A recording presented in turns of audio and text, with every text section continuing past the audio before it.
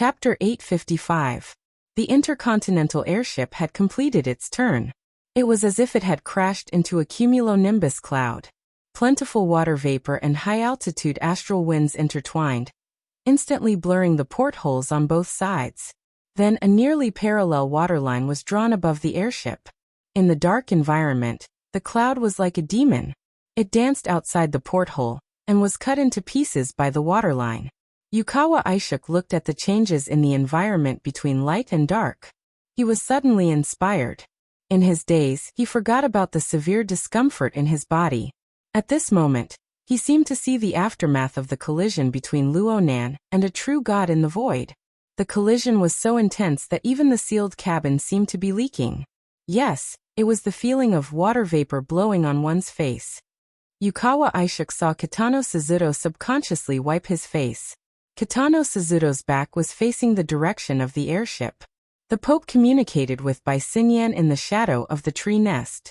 This was his evaluation of the sudden phenomenon. Nothing solid. You've locked onto it? No. The progression is so beautiful. This was the first time in Yukawa Aishuk's memory that the Pope had an emotional sigh. For a while, there was no response from within the tree nest until the airship shook again. The second wave, the third wave. The shaking of the airship was closely related to the structural changes in the depths of the cloud. Due to the distribution of computational pressure, the relevant information flowed and circulated in the shadow of the tree nest, peeling off layer by layer. Of course, some people knew less and some people knew more. Yukawa Aishuk could see it relatively clearly. He knew that the water vapor cloud was the product of the collision between Luonan and the true god. Luonan used the condensation ring as the basic interference core. It was destined to rely on an abundant water vapor environment. The true god carried out a strong suppression. The collision of the two sides on the material plane caused the water vapor in the sky to condense and explode abnormally, creating this cloud phenomenon. Because of this, the cool feeling of the water vapor was able to penetrate the obstruction of the airship's outer shell and directly affect the people's bodies and minds. It's mixed with fragments from the collapse of the void. If the intensity is increased, this airship will be cut to pieces, but then it will be completely at the extraordinary level. Yukawa Aishuk's thoughts seemed to have left his identity as a passenger and jumped out of his own dimension. With incredible focus, he observed and evaluated the increasingly intense battle. Luonan and the true god were currently locked in front of the airship, in contrast to the aimless pursuit of Luonan. Because of this, the scale of the cumulonimbus cloud that the airship crashed into continued to expand. The airship's strategy was to increase its altitude in an attempt to avoid danger, but the effect was really suspicious. Dark clouds continued to surge in the surroundings. Between the layers of clouds, lightning and fire swam about, flickering and extinguishing. Some of them even struck straight at him. Although they were all blocked by the insulating armor on the outer layer, the thunderous roar still crushed in. Each strike was louder than the last, each strike stronger than the last. The cries and screams from the lower cabins never ceased. This stalemate was really absurd. According to Yukawa Aishuk's observations, the true god should have locked onto Luonan's relative position. It was relative to Luonan's current functional region within the space-time structure. Right now he was still bombarding Luonan's outer shell. He had yet to truly explore the core. Luonan was still hidden deep within the void, and the true god was constantly trying to squeeze him out from the space-time structure. For this reason, Luonan adopted an unprecedented proactive attitude. He forcefully interfered with the plentiful water vapor of the material plane, forming some sort of defense system. He used the mutual interference between the mental and the material plane to continuously dissolve the true god's attacks. This was what the Pope meant by progressive levels. Thoughts that even he himself found hard to understand revolved wildly in Yukawa Aishuk's mind. It was like a drill, drilling deeper and deeper, getting closer and closer to that mysterious and unfathomable level. But unwittingly, he drilled through the limits of his body. In the end, he collapsed. His vision went black, and his mind suddenly went blank. Yukawa Aishuk's figure fell forward, falling out of his seat.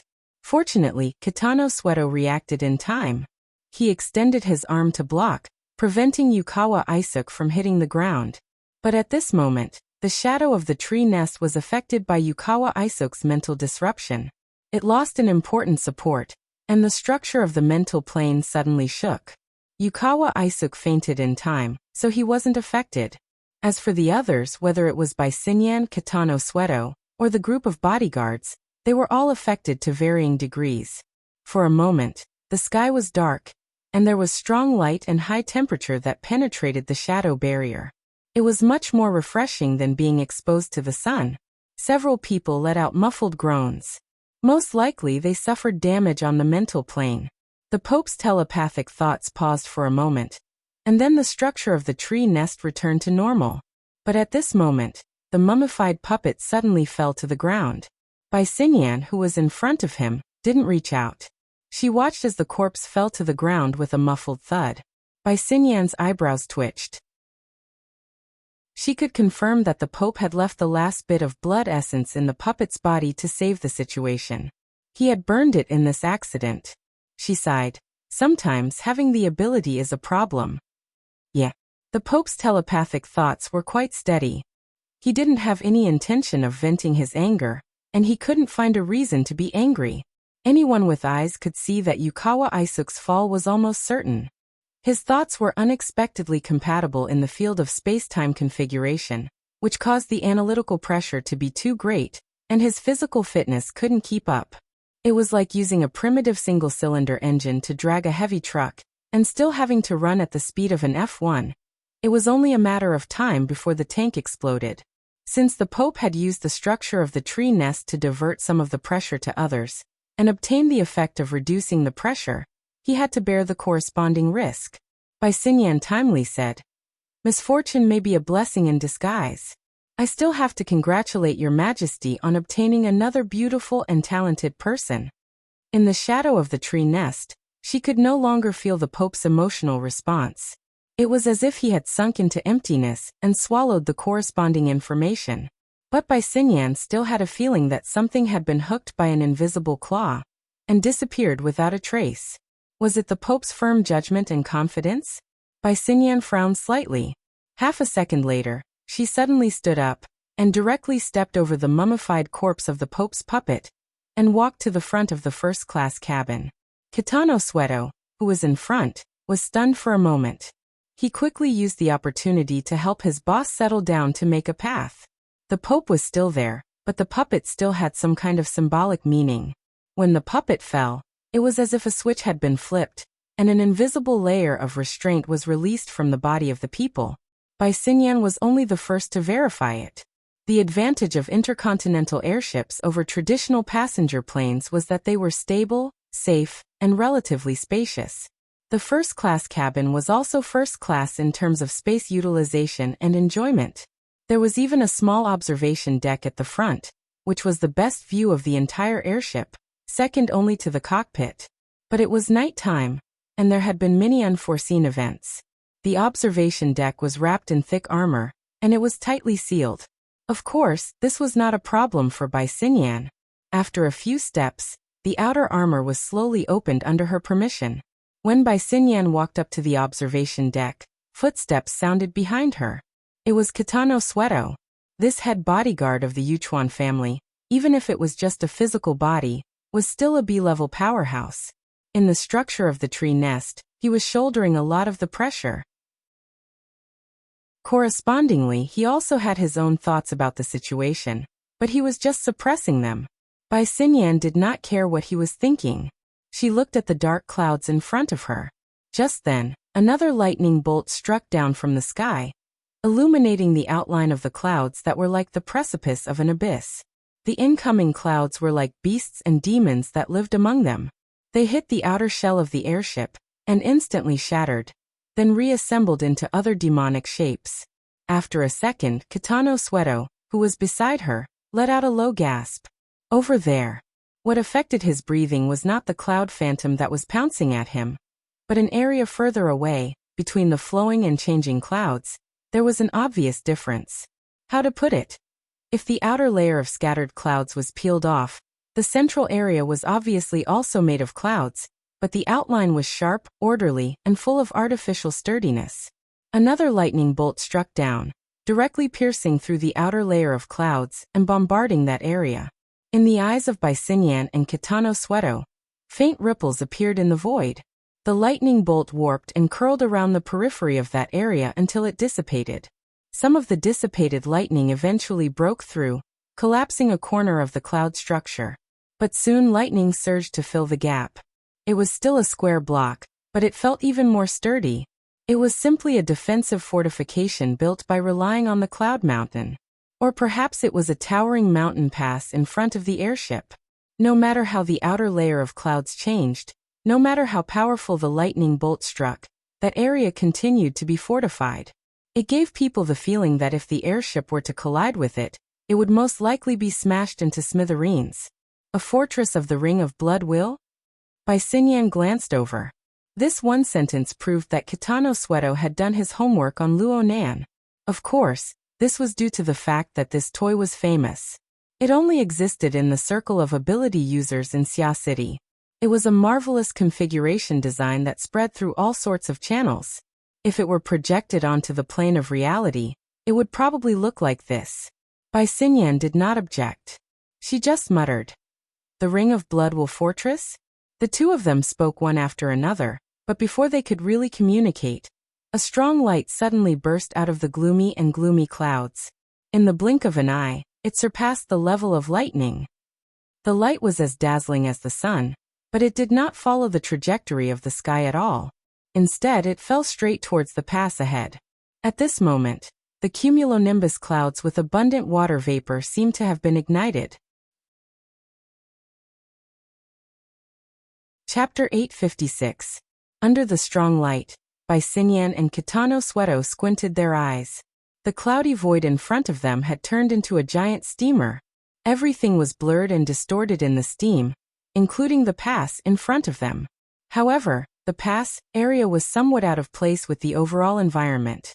It had a certain degree of resistance, so when the falling sunwheel smashed down, there was a slight deflection. Distortion against distortion. Time and space were stagnant for a while. The momentum of the impact slowed down, and the scene in front of them became more and more blurry. Illusion? Real world? Kitano Sweto was a typical physical type of person. As long as any supernatural situation did not really affect him, he would be suspicious. He still did not hear Bycinyan's answer. As for the Pope, the moment Kitano Sweto's mind hooked with the madam, he suddenly felt dizzy. His feet seemed to have lost their support, and he felt a strong sense of falling. As a physical type of person, maintaining balance was a natural ability. Kitano Sweto subconsciously exerted strength in his waist and abdomen, but the feedback from his body told him that he was still standing there, very straight and stable. What was really out of balance and falling was his soul. A blinding light shone in. This time, it was hard to tell whether it was from the real world or the spiritual stimulation. It intertwined with the shadow structure of the tree nest, forming a sacrificial furnace that ignited all the soul power involved. At this moment, the tree nest structure extracted the soul power of Kitano Sweto and the others, and used it for other purposes. It was most likely to coordinate with the attack of the falling sunwheel. This was not surprising at all. Kitano Sweto was not a fledgling. The Pope used the tree nest to include all of them in the spiritual structure, so there must be a deeper consideration. Compared to the usual actions of the Amaterasu cult, what they did today was considered a relatively peaceful one. After all, he was a level B physical type. Although his soul power was not his forte, his foundation was solid, and he was full of vitality. This wave of absorption would not cause serious damage. At the moment, he was only short of breath and dizzy, but his mind was still clear. While he was checking his own condition, the violent vibration transmitted from the void in front of him ran over the tempered glass of the viewing platform and pressed on his chest. The vibration was transmitted from his chest to his brain, so much so that his lips and teeth were numb. He instinctively raised his head, but his vision was dark. It had nothing to do with the blood supply to the head. Instead, in the distant burning cloud, the falling sun happened to have an extremely obvious contraction, and its light was clearly dimming. As the light and darkness changed, The distortion of the void increased dramatically. Kitano Sugito could no longer see anything with his naked eyes. All he could see was the accumulation of complex colors. However, between the real thing and the illusion, there was a vague network that extended in the vast space. Kitano Satoto captured the most intuitive outline. It was like a towering tree, with branches on top and roots on the bottom. Half of it was visible, and the other half penetrated into the endless void. It also directly interfered with the structure of time and space. The sun wheel, that ruled over the changes in brightness and darkness in the sky, was also inextricably linked to the outline of the veins. Great divine treasure of the Fusang divine tree. Any ability user in Ban City could guess this answer based on their instincts. But what was special about Hoshino Sugito was that his spirit and perception could follow the veins of the roots in the void and explore into a level that was unimaginable in the past, allowing him to see the most intuitive details. Am I also talented in the structure of time and space? As the absurd thought popped up in his head, Hoshino Sugito also saw the brilliant sun wheel, held up by the branches of the giant tree, like a tomahawk in the hands of a giant god. After the first attack failed, it slightly retracted and then smashed down again. Crack! The pure explosion on the spiritual level crushed Hoshino Satoto's mind. His mind was tightly bound to the extraordinary image of the sun wheel and the giant tree. When it collided with the pass in the clouds, he felt most of the details inside, and also had to bear the surging impact from every detail. With a muffled groan, Hoshino Satoto's brain felt like it was forcibly split open and filled with hot magma. The pain was far greater than the damage from having his soul power sucked away. Even with his strong physique, he couldn't resist it. He staggered back a few steps until he hit the door frame at the entrance of the observation deck. His legs were so weak that he couldn't support his body, and he slowly fell to the ground. The self-protection mechanism was finally activated. The sun wheel and the giant tree all turned into meaningless smoke. Even the corresponding memories were blurred. He just followed the inertia in front of him.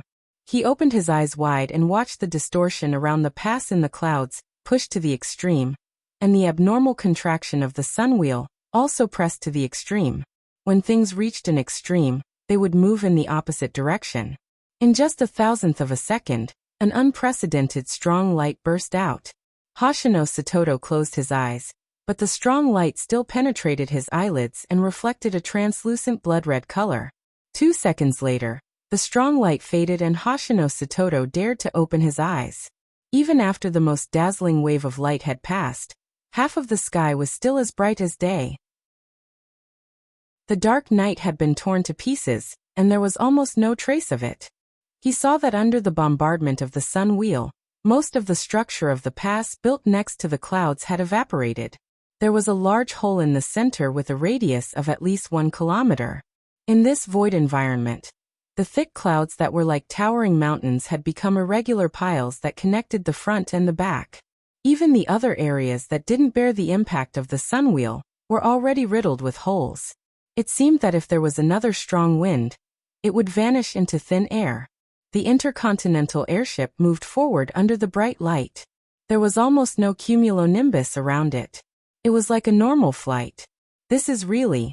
Hoshino Satoto was confused. Everything that had just happened was beyond his cognitive limit. The self-protection mechanism was still working. All he knew was that the situation had suddenly been pushed to the most intense level. In the blink of an eye, there were only ruins left. At this time, he saw Bai Xinyan, who was still standing in front of him. The most intense scene had passed. Everyone was finally able to focus on something that they had neglected before.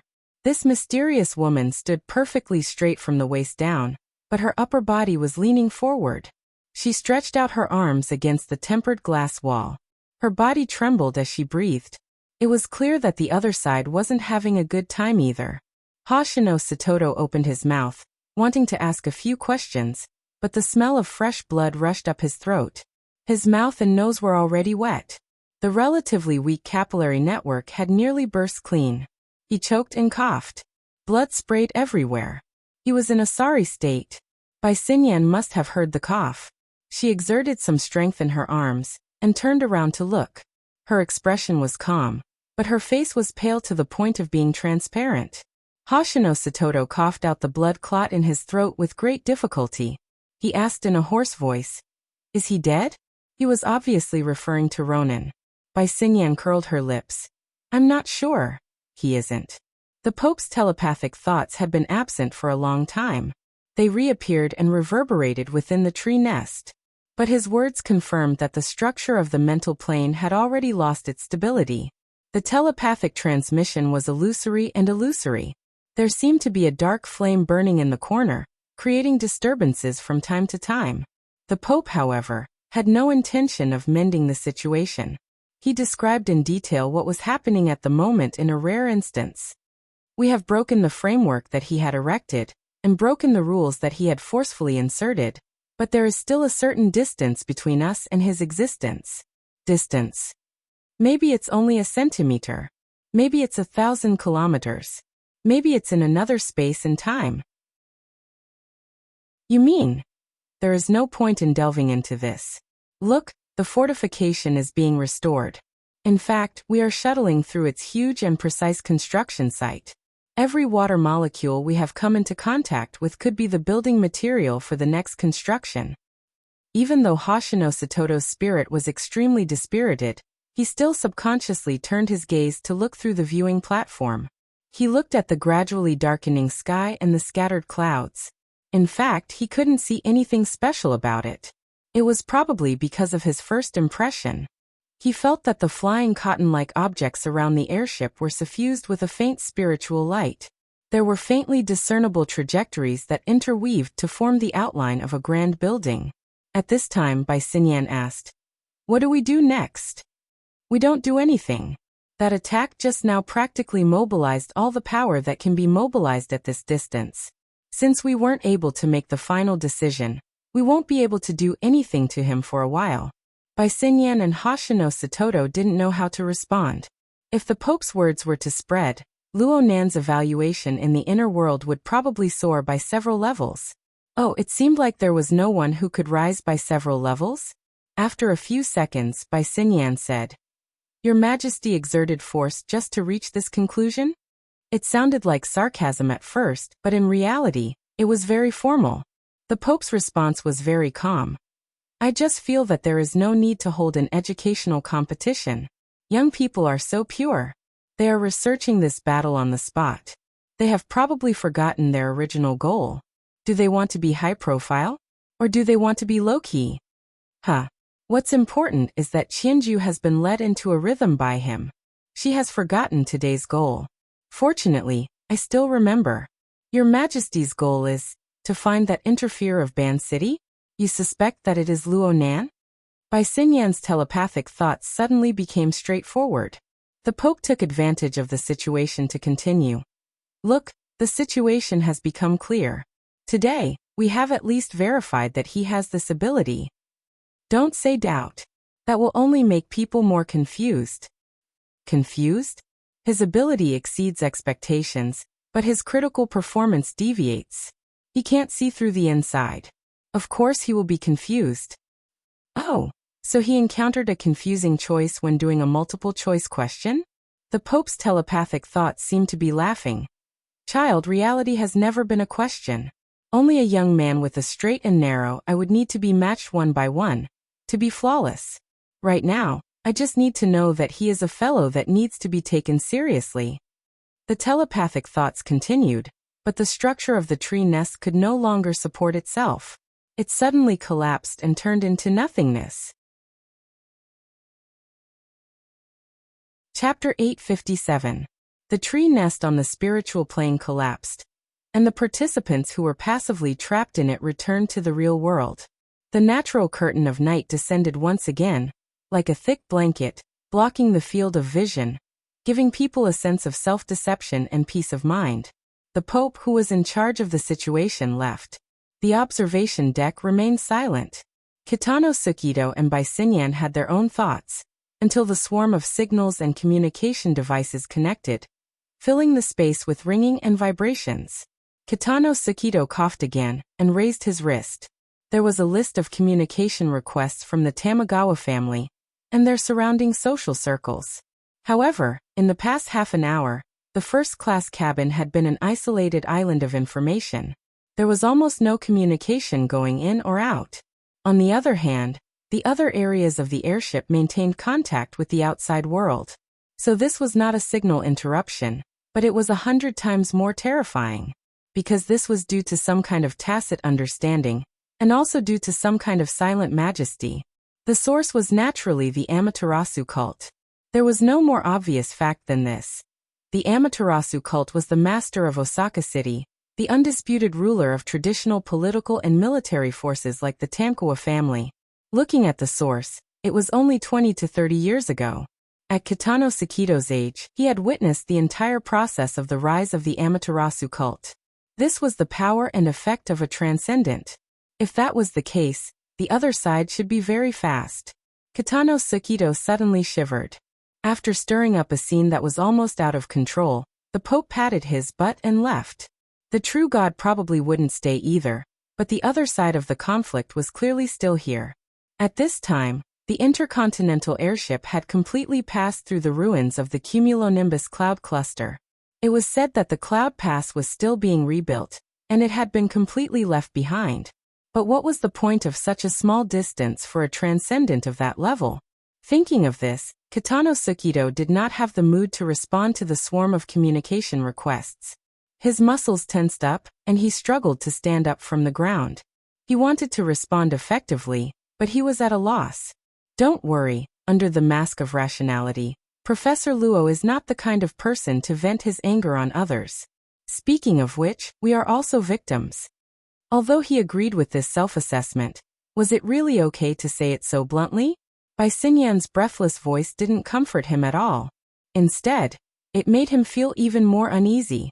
Right now, he even felt that there was a piercingly cold will being injected into every single water molecule around him.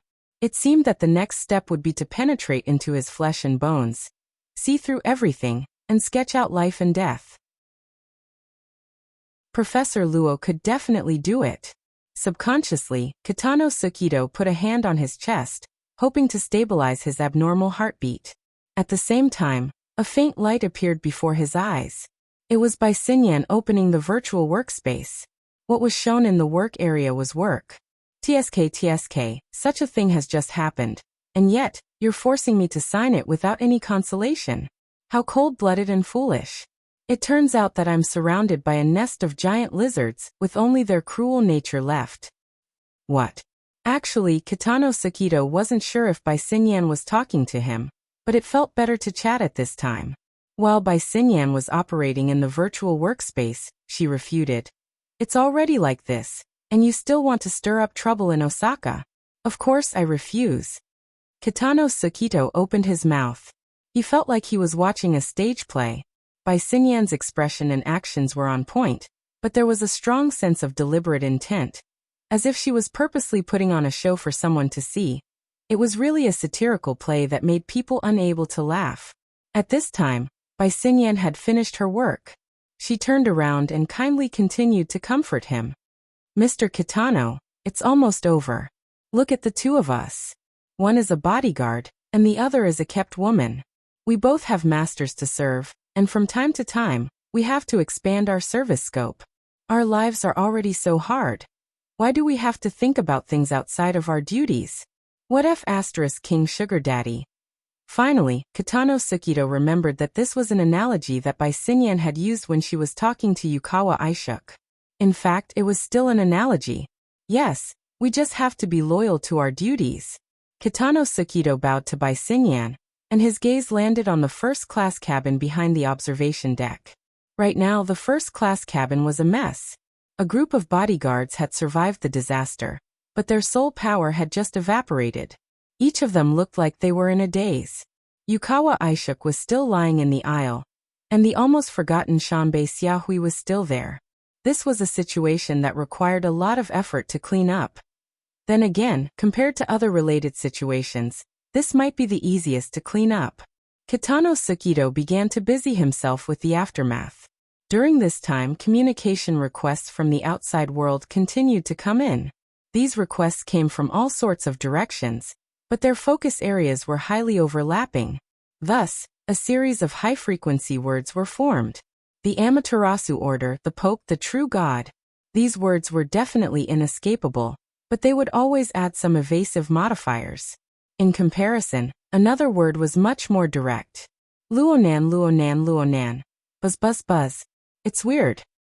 Luonan floated under the water of Beishan Lake. A strand of his consciousness was anchored in the clouds 1,000 kilometers away. Doing two things at once was no big deal for him, but there was still some pressure when it came to analyzing and designing the spacetime configuration. He needed to be more focused. At least half of Luonan's mind was still focused on the moment when the sunwheel descended and bombarded the pass in the clouds. He watched as the sunwheel jumped out of nothingness, crushed the obstruction of the space-time structure, and smashed down on his head. It was just like in a war game, when an exploding fireball was about to hit the player, and then the game was over. Strictly speaking, the game had already been reread once. Luonan's game character, the space-time bubble he controlled, had already collapsed. It was like this for a moment. The key to the impact of the falling sunwheel was not the impact. The fatal killing move originated from the instantaneous explosive distortion of the surrounding void environment. The space-time structure was illusory yet thick, empty yet tenacious. But it could still deform in the end, especially when the power of an extraordinary detonated the turbulent tsunami of the abyssal region. Then it interfered with the material plane and focused on the instantaneous explosion. The powerful distortion had already touched upon the plane of laws. It squeezed out all the redundancy in the space-time structure. Luonan couldn't even muster the thought of resisting. He could determine that if he forcefully digested the instantaneous explosive power, the space-time bubble would certainly not be able to withstand it. The pressure would inevitably return to his body. The sandwich domain was fine, but the exoskeleton frame was already damaged. It would most likely not be able to withstand the pressure. So Luonan let it happen. The space-time bubble collapsed, but the net's core, which had been pouring into the void, was still preserved. Luonan quickly reconstructed on this foundation. There was a gap of about 2 seconds between the collapse and the reappearance. It was short, but for the true God and the Pope, 2 seconds was enough to explain the most crucial problem. The space-time bubble was highly suspicious in its nothingness. I made a mistake. Luonan admitted that he had avoided direct damage in that instantaneous collision, but he had also lost his strategic target. He had allowed the true God and the Pope to see part of his bottom line, which would inevitably cause him to be passive. But who would have thought that the true God and the Pope, two extraordinaries, would actually join hands to deal with a junior like him? That's right. The attack of the solar wheel descending had the true God providing the output, and the Pope controlling it. The two extraordinaries had synchronously controlled the propping mulberry tree's great divine treasure system, giving Luonan a head-on blow. This blow had shattered Luonan's disguise. It had also forced him to reveal the level of his ability. It had made him expose, or at least partially expose, his strategic intent. The following problems would certainly be very thorny. But then again, the true God and the Pope had exposed a lot of information in that moment, especially the Pope's tree nest structure. It used Yukawa Ishuk and the others as fulcrum and fuel. Admittedly, it saved quite a bit of strength, making it possible to strike a thunderous blow from over 1,000 kilometers away. But at the same time, he had also given Luonan a chance. This allowed the altar's spiderweb, which had been laid out earlier to probe into the human heart, to seep in.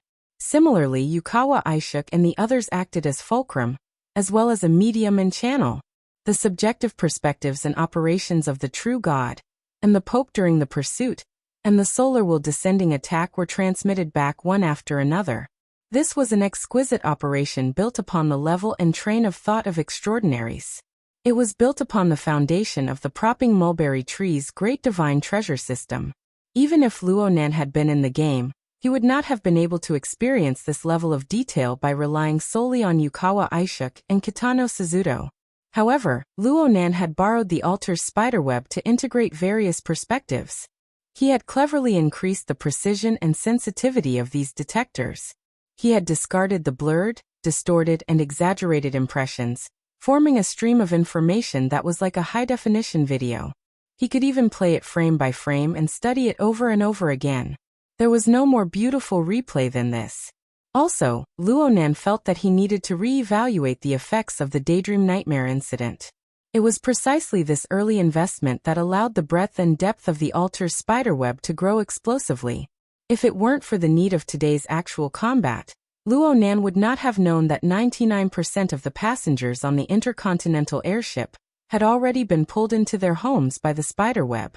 It was just a matter of how deep the spiderweb was. Just how many of them would be needed in the entire world to analyze the situation on the airship. As the spiderweb was spread out, the Wraith sign clearly became more and more accustomed to this world. In the past, the human-faced arachnid was fine when it was in the abyss region of the polar domain. But once it sunk into the material plane and probed into the sea of consciousness, it was absolutely impossible to hide from extraordinaries. Some keen psychic ability users were able to sense it. But now the altar's spiderweb was universally connected. It had practically become a part of the hearts of the entire world. Its concealment ability had become inconceivable. Who didn't have a dark corner where the web had gathered dust? It was just a bit noisy. Chapter 858. By Xinyan, you scheming b***tch. You've gone too far. The long-awaited instructions came back, and Captain Jimmy's mentality completely collapsed. He roared as he kicked the chair in front of him, and his arm almost hit the nose of the SCA's Minister Diyun. His entire body had turned into a terrifying storm. It was the team's deputy, Monroe, who was sweating profusely as he tried his best to calm him down. Boss, calm down. Calm down. Captain Jimmy continued to roar back. Calm down, dogsh**t. Dogsh**t process. Every step in here is a piece of garbage pasted with dogsh**t. Then what about you, the initiator? That sentence could not be said no matter what. Monroe could only stretch out his arms and make a pressing motion, using all his expression and body language to persuade his boss, who was on the verge of losing his mind. This is a critical time, Jimmy. Think about the airship over 1,000 kilometers away. Think about that state. That state of being raised by AB**tch. That Blackheart Salt is doing this on purpose. This is a shady deal between her and the Blood Flame Order. She's seizing every opportunity possible. Being stared at by Captain Jimmy's charcoal-like eyes, Monroe's mind was momentarily taken away. Aside from being overwhelmed by his aura, he also felt the great suppression of the 7th-generation dynamo core. His mouth opened and closed twice, but he couldn't finish his sentence in time. Great. If she wants to disgust us with the process, I'll accompany her to the end. It's just another round of dogsh**t. I'll report the new discovery to the East Asia Department. Are you deaf? Memory loss? You didn't even record the large piece of intelligence analysis just now? If you want me to collect your salary on your behalf, I'll break your spine as a thank you gift. Captain Jimmy's roar could practically tear open the roof of the warehouse. The poor intelligence officer was suddenly targeted. He didn't even dare to raise his head as he began to work with a sullen face. The intelligence officer's memory was actually far better than that of an ordinary person, and his writing skills were also pretty good. He quickly converted Captain Jimmy's forcefully twisted logical analysis into a rigorous and meticulous document form. Seeing the content of his imagination quickly materialize into words, Captain Jimmy finally grinned. He already couldn't wait to sign and send it over. He didn't expect this kind of one-sided statement to be able to move the bureaucrats of the East Asia Department, as long as it could have the effect of disgusting by Xinyan. Captain Jimmy's expression suddenly changed. The sudden vibration signal affected all the members of the operation team in the warehouse. There was almost no delay. At this moment, the dynamo core determined that the main body was in peaceful mode, and immediately displayed the received information on their retinas. Captain Jimmy choked again. He wanted to vent his anger, but in the face of such a high-priority order, he had to temporarily suppress his emotions. Remote conference? Menda pondered over the core words of the notice, but he was also confused. The fewer words, the bigger the matter. A simple meeting notice was sent to every team member, bypassing the frontline commanders. Even when he wasn't at war, he was still extraordinary. Most importantly, it had come at the right time. Boss, the meeting will start in 10 minutes. Do you think? Min turned his gaze to the SCA's Minister O'Hara. Captain Jimmy's black and red face still had traces of distortion, but he didn't make a sound and only turned his head to the side. Mend let out a sigh of relief and immediately fulfilled his duties as an assistant. He put on a smile and politely asked Minister O'Hara and the other SCA officials and staff to leave. If they wanted to wait outside, they could wait outside.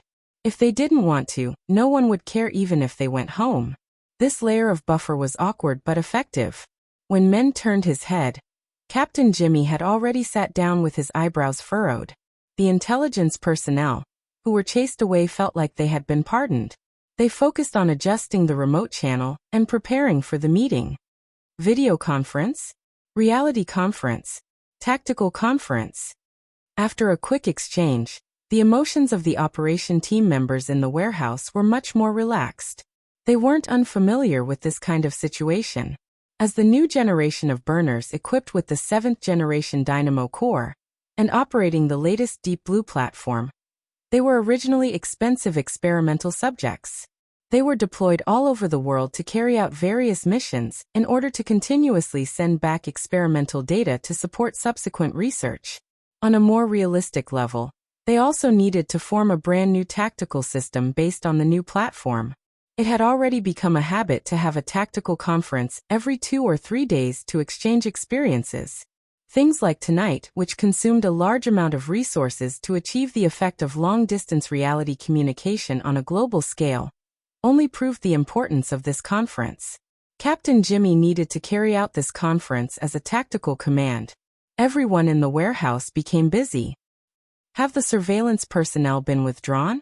In position in 4 minutes. Warning system? Activated. Inspecting mental link. Link node clear. Group synchronization rate at 97%. Connecting to Mirror Image 1 network. Connected. Two-way synchronization initiated.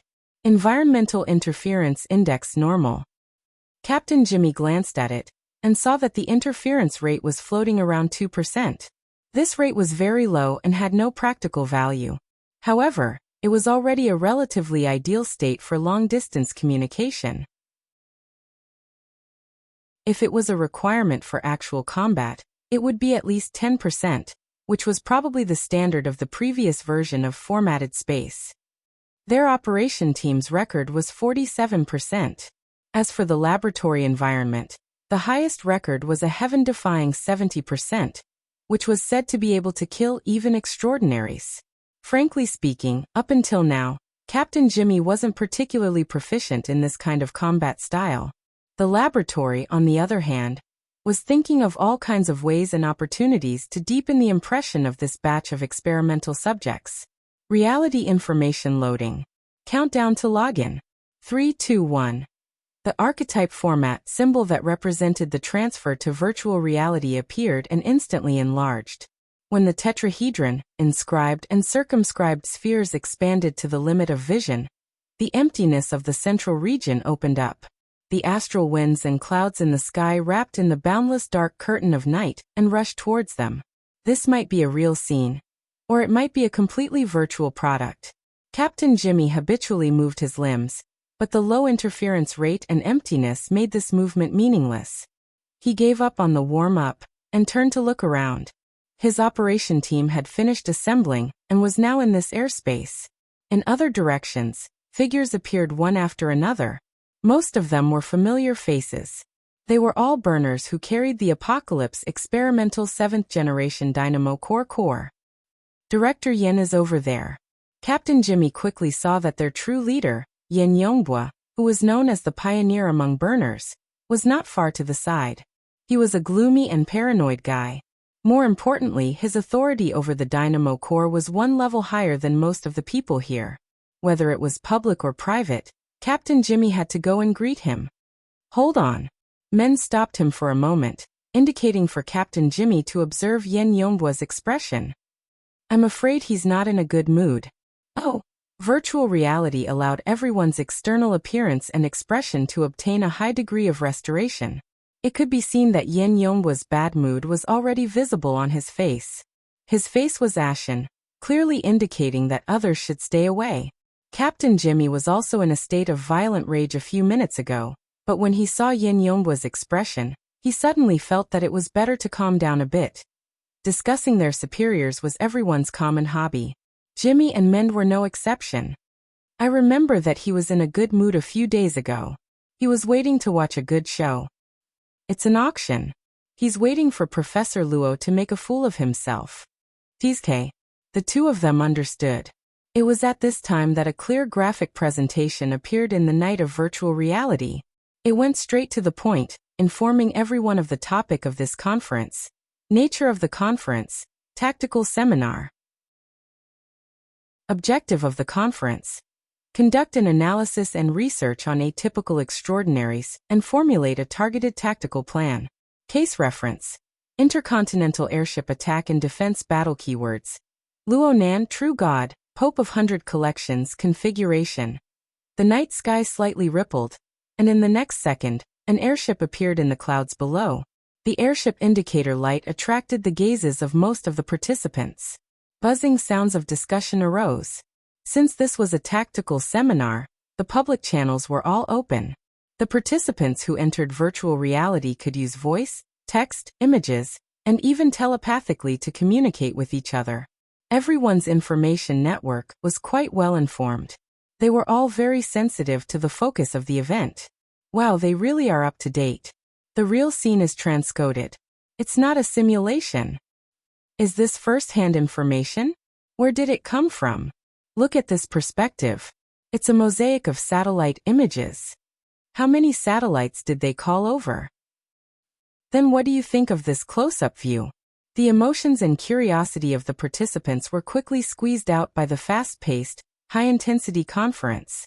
In reality, the vast majority of meaningless exchanges were suppressed to the point where they disappeared without a trace by the time the demonstration advanced to the stage of the chase between the True God and Luo Nan.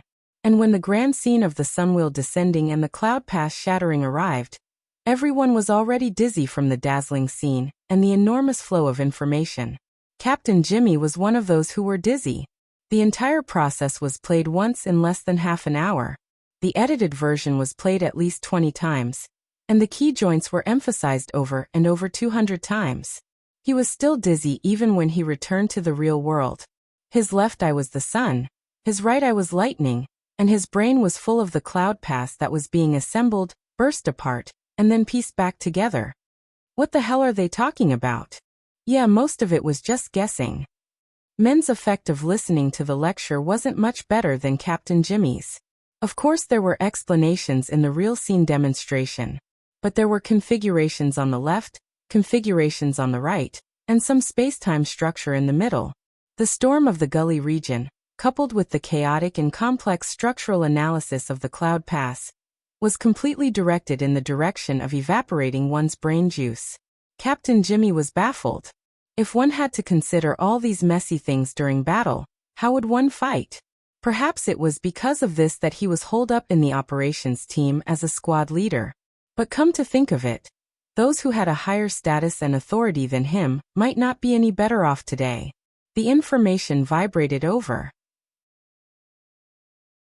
He glanced at it and felt a little dizzy again. F***CK. Those people from East Asia Institute. This is good. Mend was baffled. What's wrong? Hee, they're using us to return a favor. The tactical example just now, the one that just came out, seems to have returned the favor and taken it from the Amaterasu cult. For this, we have to return the favor and temporarily help the Amaterasu cult. We're helping the Amaterasu cult in Ban City? Can we afford to? That's what it means, high-level thugs. Captain Jimmy didn't mind at all. Rather than working for someone else, he was more interested in getting out of this boring old warehouse and actually doing something useful. Whether it was dealing with the vagrants or higher-level enemies. Mend, on the other hand, was thinking about something more practical. Who should we contact with the Amaterasu cult? This East Asia Institute is a little too much. Captain Jimmy was stunned. He looked at the contents of the mission again. There was no explanation in this regard at all. This was more troublesome. He tried to find the East Asia Institute to clarify things. Just then he received an instant message. Captain Jimmy's expression changed immediately when he saw the message. Men glanced at it and saw the words, "By Sinyan." He snorted in his heart and instinctively thought of the worst. He looked at Captain Jimmy again. At this moment his expression was even worse than Yen Yongbua's. In the sky above Ban City Airport, indicator lights and radio signals intertwined. After 4 to 5 hours of tossing and turning, the huge intercontinental airship returned to the airport. Sigh. On the airship that was about to land, Bai Xinyan sighed. Her slender fingers caressed her forehead, pretending to be weak. I told you that your soul power has evaporated and your mind is damaged. You need to rest. Why didn't you listen to me? Kitano Suzuto glanced at her. He had enough of her exaggerated acting skills. The one who didn't need to act to show that he was extremely worried was his boss. Yukawa Aishuk gripped the outer edge of the space capsule tightly. His entire body was tense and rooted to the spot. It was as if he was facing a life and death situation. In fact, in Yukawa Aishuk's eyes, the airship that was about to land at Ban City Airport, and himself on the airship were bait that was about to be thrown into the devil's mouth. In the future he would only be eroded by acid. It's all Luonan's fault. It's all Luonan's fault. Luonan. Chapter 859. Sister Yuane, it's true. I just went for a spin. The subsequent developments were completely unexpected. It's nothing. It's really nothing. My limbs are all gone. I didn't even spit out a mouthful of blood. The situation has been too chaotic recently. I need you to take care of the family, Sister Cat Eyes. Hee, you worship me? Then don't make fun of me in the group. I used a portion of the principles of the lamination interference technique in the battle, but it can't be considered a mature application. I will summarize the specifics of the situation, and then we will discuss it. Although Luonan had done many world-shaking things during the time he had been away from home, it was only during the previous half an hour that he had taken out his own name. It was during this half an hour that he needed to spend several dozen times the time to deal with the subsequent effects that followed. The Xia City branch was certainly in an uproar. Actually, the inner world was already in a storm not long after the incident. The information channels originating from the Amaterasu Order and Quantum Corporation had already spread the connection between Luonan and this matter. But at the time, the situation was unclear. The battle situation was tense. No one dared to contact him for fear of disturbing Luonan's attention, giving the enemy an opportunity to take advantage of. The group of people were scared witless. They did not dare to casually send messages until the end of the battle.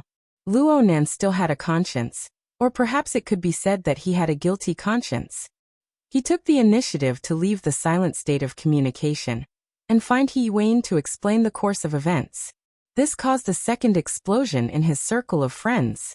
Luonan spent a bit of time communicating and explaining to his family and friends in Xia City. This was not difficult. Let's not talk about the reason. Everyone understood his current situation. They respected his choice and strength. They would not drag him into asking questions. The true trouble was outside of his network of connections. Luonan, Luonan, Luonan.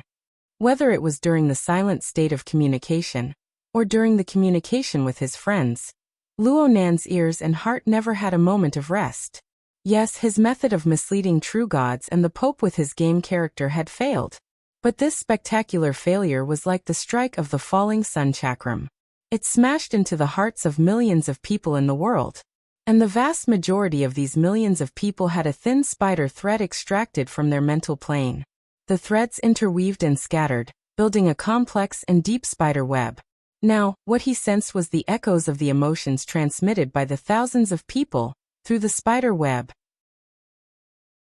As for the exact number of tens of thousands of people, currently, there are already 90,000 stable cage bubbles on the altar's spider web. 100,000?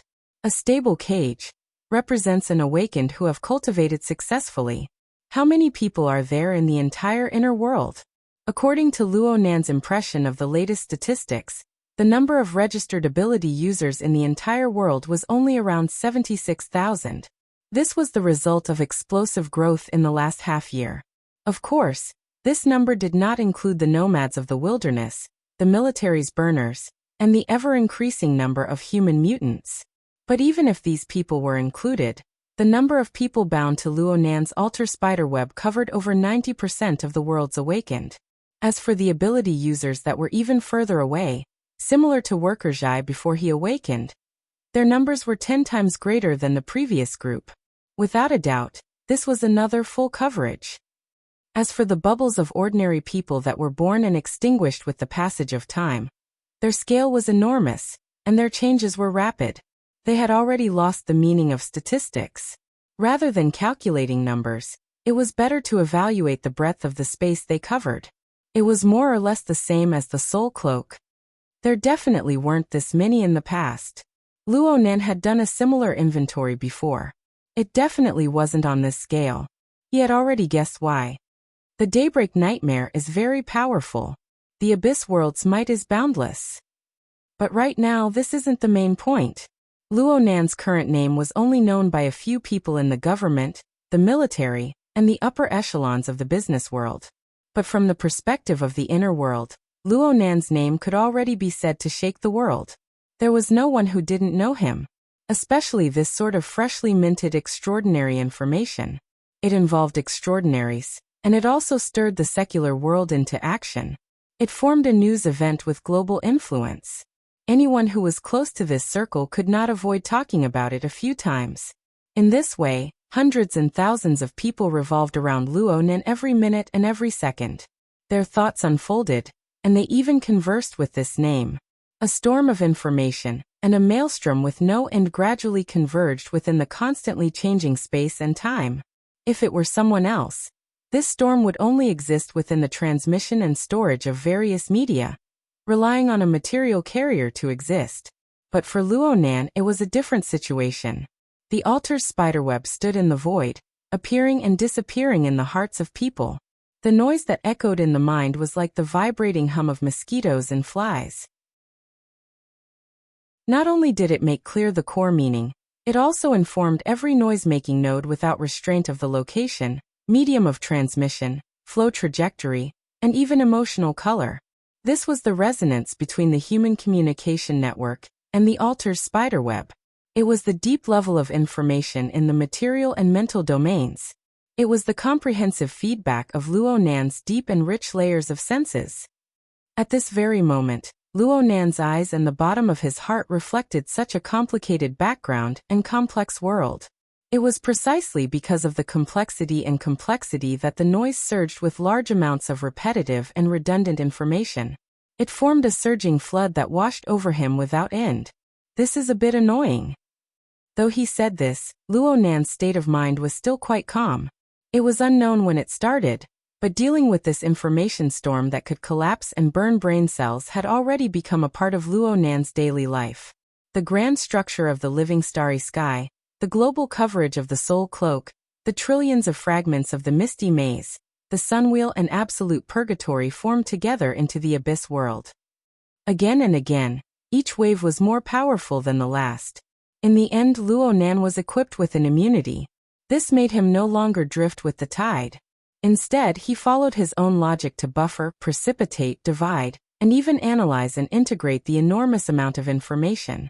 In fact, the information storm that surrounded Luo Nan was much more regular than the attacks he had suffered before. The regularity represented familiarity and order. Luo Nan subconsciously muttered, "Oh me." At this time, he was the incarnation of a small wooden stick that reached into the cotton candy machine. From the grand structure of heaven, earth, and the hearts of people, he accumulated sugar threads to form a marvelous cloud-like creation. It would be quite good if he could create cotton candy with ordinary craftsmanship. But if he used himself as a yardstick, transformed his knowledge into rules, measured the hearts of people, and followed the law to create things. Luo Nan closed his eyes, and his thoughts naturally poured into the altar's spiderweb. Within the complex layers of the network, on the back of the wraith sign that climbed up and down, within the flood of information and life force that weaved back and forth, There seemed to be an incorporeal 3D printer operating, causing a certain silhouette to gradually appear. That appearance was that of Luo Nan. Compared to Luo Nan of the real world, the two were like human figures inside and outside a mirror. They were mirror images of each other. Only some of the details weren't perfect enough. They needed to be corrected.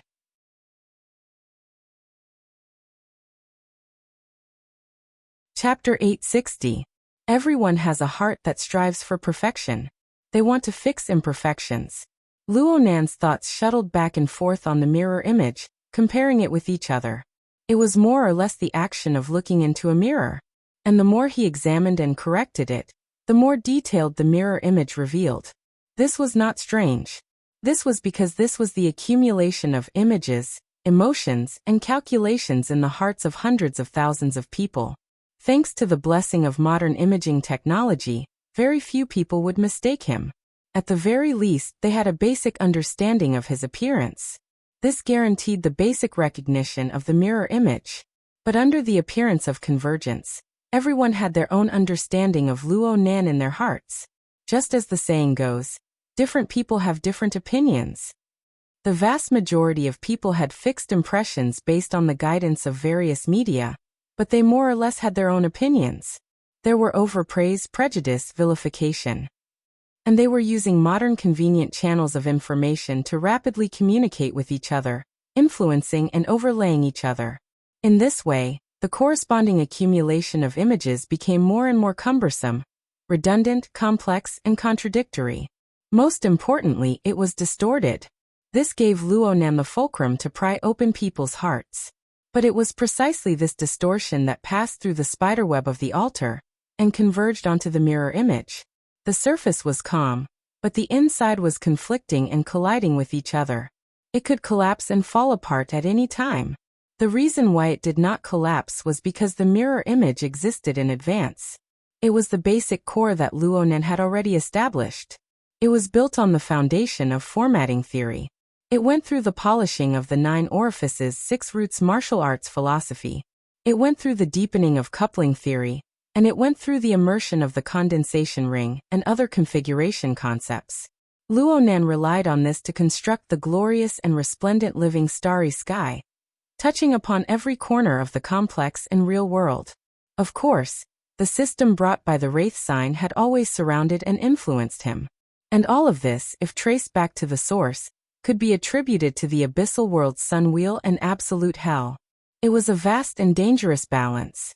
Luo Nan had deduced this when he researched the lamination interference technique. Now he naturally used it. It was this clear dissection that anchored a relatively stable fulcrum for Luo Nan between heaven, earth, and the hearts of people. The changes of the wind and clouds in the surroundings had a fixed foundation. It could be deduced and born from basic rules. Of course, these rules were still fuzzy, but they were already divided into near and far, virtual and real and illusory. But in any case, he had walked the right path. Not only did the previous accumulations exist within the veil of invisibility, new elements were constantly precipitating. They grew in number and clarity. They originated from Luo Nan himself. They came from his core. All sorts of abilities, skills, and rules were analyzed within the core. They were transformed into materials and components, arranged in order. All sorts of designs were needed to be pieced together in order to finally form a complete and logical mask template. For example, based on the condensation ring, he had already derived skills such as the water drop sword and soul cloak. Going even more complicated, the cloud pass he had just created involved basic materials from other domains, and was pieced together under the rules of the configuration system. But from the looks of it, this was just a semi-finished product. He needed to review and research many times before he could finally take shape. And even if he did take shape, this kind of template would be relatively monotonous. Was he supposed to go out and fight enemies? Was he supposed to hide inside like a tortoise? He needed to bring out a set of combo punches.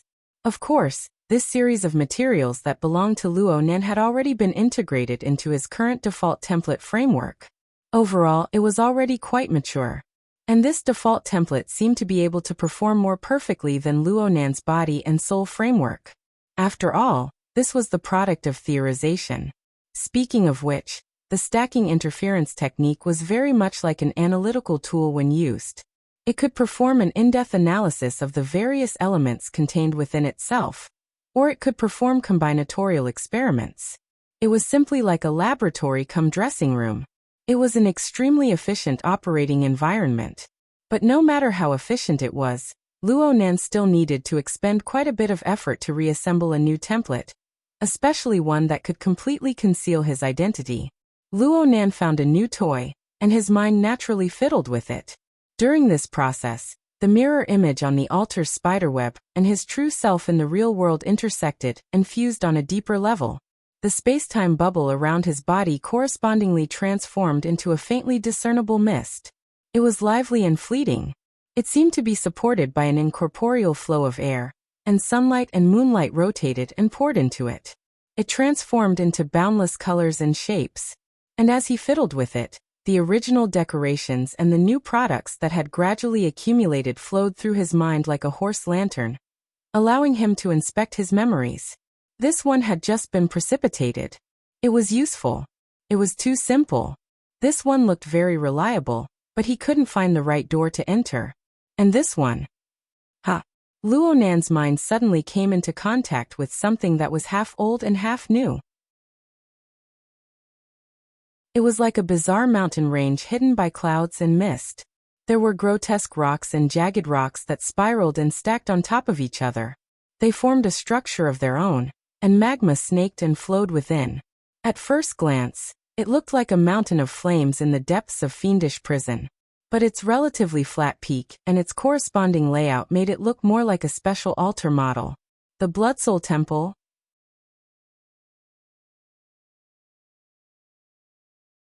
Chapter 861. Snake Tongue suddenly woke up from her meditative state. The living room of the yacht was empty. Inlo was nowhere to be seen. The virtual work area was still lit up, and the interface was constantly refreshing with information. Ability users from all over the world were revolving around the hot topic of last night. Wave after wave of discussions were launched, and the keywords were none other than Luo Nan, the airship, the Amaterasu order, and so on. For the spectators, the matter was over, and it was time for them to show their strength. But for the people involved, was it really over? Snake Tongue looked at the time. It was approximately 4 a.m. It had only been 5 or 6 hours since the intercontinental airship incident. The atmosphere in Band City was still very low, making her heart feel heavy. Snake Tongue adjusted her aura and followed the feeling in her heart. She slowly stood up. There was no one around, but she still took traditional steps out of the living room and took the small elevator to the upper deck. There were few lights on the passenger terminal, but the darkest hour had passed. The railings on the deck chairs, and other decorations all revealed their silhouettes in the dusk. At the same time, there was a figure at the bow of the ship, who knew how long it had been standing there. Secretary Een. Madame North Mountain. Even though they had adjusted it many times, the way they addressed each other was not precise enough. They were unfamiliar and polite, just like their relationship. Don't you want to rest for a while? There are some matters in the headquarters that need to be dealt with. Thank you for your hard work. D-City was 3 hours earlier than Band City, so it was about time to deal with things. Needless to say, some things did not care about time. Just like this moment. Snake Tongue only casually greeted him. Her gaze and mind were cast outside the yacht. The bow of the anchored yacht was pointing towards the east. The lake was vast, and one could see everything at a glance. One could even see the glaze that had been quietly painted on where the water met the sky. At this time, the ground was still being colored layer by layer. A few clouds were piled there randomly. Stirred by the changing colors, they vaguely turned into indigo mountains, adding a sense of composition to the design. Snake Tongue furrowed her brows slightly. She looked at the sky and clouds in the distance, which were gradually brightening. The feeling in her heart seemed to have been illuminated a little, but it still wasn't vivid enough. Inla followed her line of sight and gently exhaled. Is it sunrise? I thought there would be no sun today, thick clouds and low atmospheric pressure. It doesn't feel good enough. The conversation that had been going on and on was suddenly stuck here. In fact, both sides of the conversation had captured a common understanding from each other's perception. They didn't say anything else, and just stared at the boundary of the water and sky from afar. The sun was still below the horizon, but at this moment in the layers of glaze, in the indigo mist mountain range, there was clearly a different type of power stirring restlessly. It was hidden deep under the vast laws of nature, but it could not wait to stretch out its claws. It was even half a step beyond the newborn sun. In the eastern horizon, it pressed out a ferocious shape. Yun! Inlu exclaimed. The azure cloud peak that was piled up on the horizon suddenly collapsed. Then, under the distortion of that clear power, branches were pulled out, almost losing the nature that clouds should have, turning into the shadow that came with that power, following the contours of the sky and the water body, extending in all directions. The amount of clouds over there wasn't much. After a few stretches, they became so thin that they couldn't be seen. However, the image of the roots spreading out, piercing into the void and supporting the structure of water and sky was still deeply engraved in snake tongue, and Yinli's pupils and hearts. The Fusang Divine Tree. Snake tongue subconsciously extended her hand, wanting to cover her eyes, but it was already too late. She lowered her arm halfway, and her face turned pale. She had just looked directly at the operation of a high-level power and subconsciously analyzed it. It had caused quite a bit of a backlash for her. Who knew how many unlucky people were like her in the past few minutes in the entirety of Ban City? Inlu was much better off because she was already used to borrowing the power of the Blood Soul Temple of the Abyss District to observe high-level things. Although the Blood Soul Temple of the Abyss District seemed to have changed again. What method is this? Yinli's mind was suspended in the Abyss District, painstakingly distinguishing the deeper meaning behind the turbulent storm. Unfortunately, her level wasn't high enough. She became more and more confused as she watched. It's nothing more than a seal. Snake Tongue was unable to sense the details, but she understood the gist of it even more. It's not a good thing. Yinli's thoughts were chaotic. The Amaterasu Order wants to make a move in Ban City? This is their headquarters. This isn't the first time. Snake Tongue paused for a moment, then concluded. It just depends on who they're targeting. Yinli suddenly turned her head. Where is Mr.? Yeah, where was Luonan? Even at this critical moment, that person had stubbornly disappeared without a trace. Whether it was Snake Tongue or Yinli, they could half guess and half feel the faint light of the first rays of dawn. They could feel the gradually extending and gradually permeating psychic pressure. There was still a bit of coolness in the northern mountain lake during the early hours of the morning. But as the faint light of dawn enveloped them, their bodies inexplicably felt a bit hot and dry. It stirred their energies, making them feel quite uncomfortable. This change was much more direct and sharp than the change in the clouds at the edge of the sky. Snake Tongue lowered her eyelids and tightened her mind. She whispered, "Don't expose yourself to the outside." Indeed. Yinli gave one last glance at the light of the clouds at the edge of the sky. She turned around and walked back, but she hadn't taken 2 steps when she sensed something at the same time as Snake Tongue. In the blink of an eye, the two saw a small flying machine suddenly soar into the sky from the warehouse at the dock. It didn't obey the traffic rules of the peaceful trade market. It flew straight into the clouds and soon disappeared from their line of sight. Yinli and Snake Tongue glanced at each other. They both furrowed their brows. In this kind of situation, as long as one was an ability user, they would have to make some sort of reaction. However, most of them would be like Yinli and Snake Tongue. They would be muddle-headed and make guesses. Captain Jimmy's reaction was too obvious. This wasn't strange. After all, they were backed by Quantum Corporation, and even the government and military. On the other hand, over at the inner world, the two hurriedly returned to the living room on the lower deck. It was quite strange. As they entered the shadowy area of the cabin, the discomfort brought about by the disturbance of energy naturally calmed down. The effects were immediate. They just didn't know if this was a temporary phenomenon. The projection work area was still flickering at this time. The interface where Luonan and the Amaterasu Order spammed before finally had some other elements mixed in. Ban City, fantasy clouds? This topic had just appeared for a few seconds, when another freshly baked topic flipped to the top.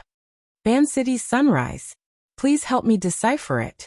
Vitality is restless? I nearly went berserk just now. The coordinates are the Shitian district of Ban City. The Divine Tree's Kingdom of Heaven descends.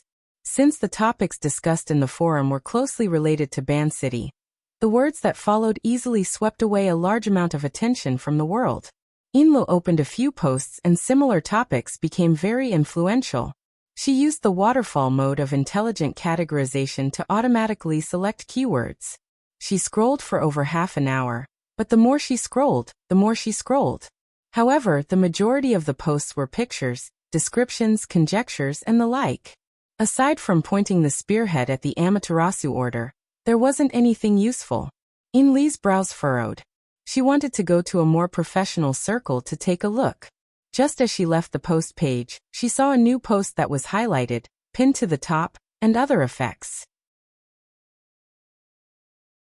It forcefully appeared in the very center of the work area. The bright red words were extremely glaring. Most importantly, the poster was from the Ban City branch of the Ability User Society. Inli's wristband buzzed and vibrated at this moment. She lowered her head to glance at it, and her brows furrowed even tighter. This is troublesome. The forum post opened as she spoke. The information on the wristband was split into two screens and projected onto the work area. The reason why Inlu did this was because the things described on both sides were exactly the same. Even the words and sentences used were exactly the same. The gist of it was that Ban City's side discovered that an extremely dangerous mutant had infiltrated. The Amaterasu order was righteous and had taken the initiative to open a so-called divine nation to protect the safety of the citizens. The Ban City branch demanded that all ability users in Ban City immediately register online and report their location, as well as the brief situation of the nearby ability users. They were to cooperate with the Ban City government and the SCA in conducting a comparison of social authority in order to ensure safety and so on. Big Sua's entire city. Is the Ban City branch sticking their faces under the feet of a true god? Are they willing to act like cows and horses to play with? The above words weren't said by Inlu or Snake Tongue. It was the ridicule of some spectator on the forum. However, this person's words hit the nail on the head. As an Ability User Society branch organization without an extraordinary overseeing it, the Ban City branch had already been reduced to a vassal of the Amaterasu order over a decade ago. Normally, it was invisible. Now that it had jumped out, it was nothing more than a marionette on stage. This is looking for Mr. Inlu and Snake Tongue looked at each other once more. They both felt that trouble was imminent. The power of the Amaterasu order, coupled with the semi-official nature of the Ban City branch, really did possess something akin to a legal coercion in the inner world. It was more or less the same as fight if you don't accept it. Even if they were cooperating, Inlu could go register, but she was the only candidate who could register. It was true that Snake Tongue had an ordinary identity in Ban City, but in the end, it was just a facade. She had always hidden her true identity and notoriety. Not to mention Luonan, who had made his debut under the name of Mr. Mo. However, there was no such person as Mr. Mo in this world. Even though Inlu had left some arrangements in D-City over the past 2 days, it was enough to deal with normal situations. The people on the ship gathered together and corroborated each other. The logical clues were chaotic. To sum it up, suspects. However, wasn't this a bit of a roundabout way too big? I thought we were going to charge into geosynchronous orbit, and then turn back. Isn't Mars better? Captain Jimmy walked into the main hall with large strides. He had circled back from the Quantum Corporation branch in Ban City. The private airship had just finished connecting with his flying craft. However, the sarcasm in his words was not limited to his family's itinerary. Bai Xinyan could be seen from afar standing in front of a projected area that was not yet clear. Her complexion was normal, and she was even smiling and greeting Captain Jimmy. Next to her was Yukawa Isuk. He had an unlucky expression on his face. He was sickly and dispirited. He turned a blind eye to Captain Jimmy's arrival. You're beating around the bush because you can't find him. Hee, you're still so self-confident. Captain Jimmy was still a bit confused about the new mission he had been assigned. He only knew that he was to assist the Amaterasu order in finding a powerful individual who had been in hiding for a long time. However, this did not stop him from fiercely attacking Bai Xingyan when the opportunity presented itself. This is the truth. The Amaterasu order has used methods that are close to flipping the table. From sunrise until now, they still haven't locked onto their target. Bai Xingyan carelessly brought up the Amaterasu order. It's said that this is due to the surrounding area having some convoluted and distorted space-time dimensions. Excluding natural phenomena, it's the interference of the extraordinary plane. It's a shielding interference. It's also a big problem. The one who concluded was a middle-aged man of unclear age. He did not come here in person, but rather appeared in the projection area. The most direct impression he gave others was that he was bald. His eyebrows and beard were sparse, and his skin was pale. He gave others the feeling that he didn't have enough nutrients to support the growth of his hair. He looked very thin and weak. Perhaps this had something to do with the large robe he wore. The 7th generation Dynamo Core had already recorded the data of all the extraordinaries in the world, and it was updated in real time. Captain Jimmy completed the match in the first instance. He immediately straightened his legs and puffed out his chest. Your Majesty. This bald middle-aged man was the Pope of the 100 Collections. Jimmy was still puzzled. This Majesty had just finished attacking Luo Nan. Yet he came back to find trouble. Where was the logic? Captain Jimmy was not an idiot. He looked at the 3 people gathered before him, and thought of last night's arduous training. He suddenly grasped the inner connection within. Trouble equals Luo Nan? Was this scene set up for Luo Nan? But wasn't that fellow several thousand kilometers away? Could it be that he had returned? Bai Xingyan suddenly asked, Your Majesty, do you think that there's someone behind Luo Nan? There's no need to rush to conclusions. The Pope of the 100 Collections faintly smiled. His face was sparse with hair, and his expression was amiable. The truth is that there's a strange existence in Ban City right now. He's suspected to be an extraordinary, but he's different from all the other extraordinaries on Earth. Of course, we need to investigate his background. He might not be a living person. If he's not a living person, then what is he? It's hard to estimate. The initial probing won't have any results. After all, I'm not proficient in the mental side. The Pope of the Amaterasu Order, Majesty, was the spiritual leader of millions of believers. He was the world's top mental extraordinaire. For him to say that he wasn't proficient in the mental side was truly the biggest joke in the world. The Pope still smiled amiably. You can't view the convenience of horse racing as an ability. Besides, there's no future in the mental side. Perhaps you agree? Captain Jimmy discovered that he couldn't get a word in edgewise. He was the same as Yukawa Aishuk next to him. They were completely superfluous. He only heard Bai Xingyan respond. The road ahead was paved by a character like Majesty. How could I think so much? Oh, the registration of the Ban City branch has been updated. Tell me about it. Currently, there are more than 3,400 people registered. Among them, 700 are at least awakened. As she spoke, Bai Xingyan projected another distribution map. With Ban City as the background, the map was dotted with dots of varying density. Next to him, Yukawa Aishuk's pupils dilated slightly. He secretly compared the image with the information he had. He felt that this included almost all the secret orders and supernatural organizations in Osaka. Even if it wasn't 100% accurate, it was close to 80% accurate. Not enough, the Pope said simply. The time limit isn't up yet. This is a problem of attitude. I will convey Majesty's opinion. Bai Xingyan shrugged. Next, Majesty, please arrange for your subordinates to communicate with the various orders and organizations in Ban City. The Ban City branch and the SCA will send a message to those who have records, but haven't voluntarily registered. If necessary, they will visit and urge them. All work will be completed by 1:30 p.m. By that time, Ban City will have more or less been plowed, and we can begin the next phase of the operation. Captain Jimmy also stared at the distribution map and searched for relevant information. His mind was racing. After a few seconds, he suddenly spoke. Does our team also need to report? Bai Xinyan glanced at him. Her eyes were clear and calm, but in Captain Jimmy's eyes, there was a hidden meaning. He liked this, especially liked to destroy this. So he spoke again. For the past few days, we have been neighbors with a few aptitude users. We also watch them work and discuss business. They probably aren't locals of Ban City. So far, it seems like they haven't registered yet.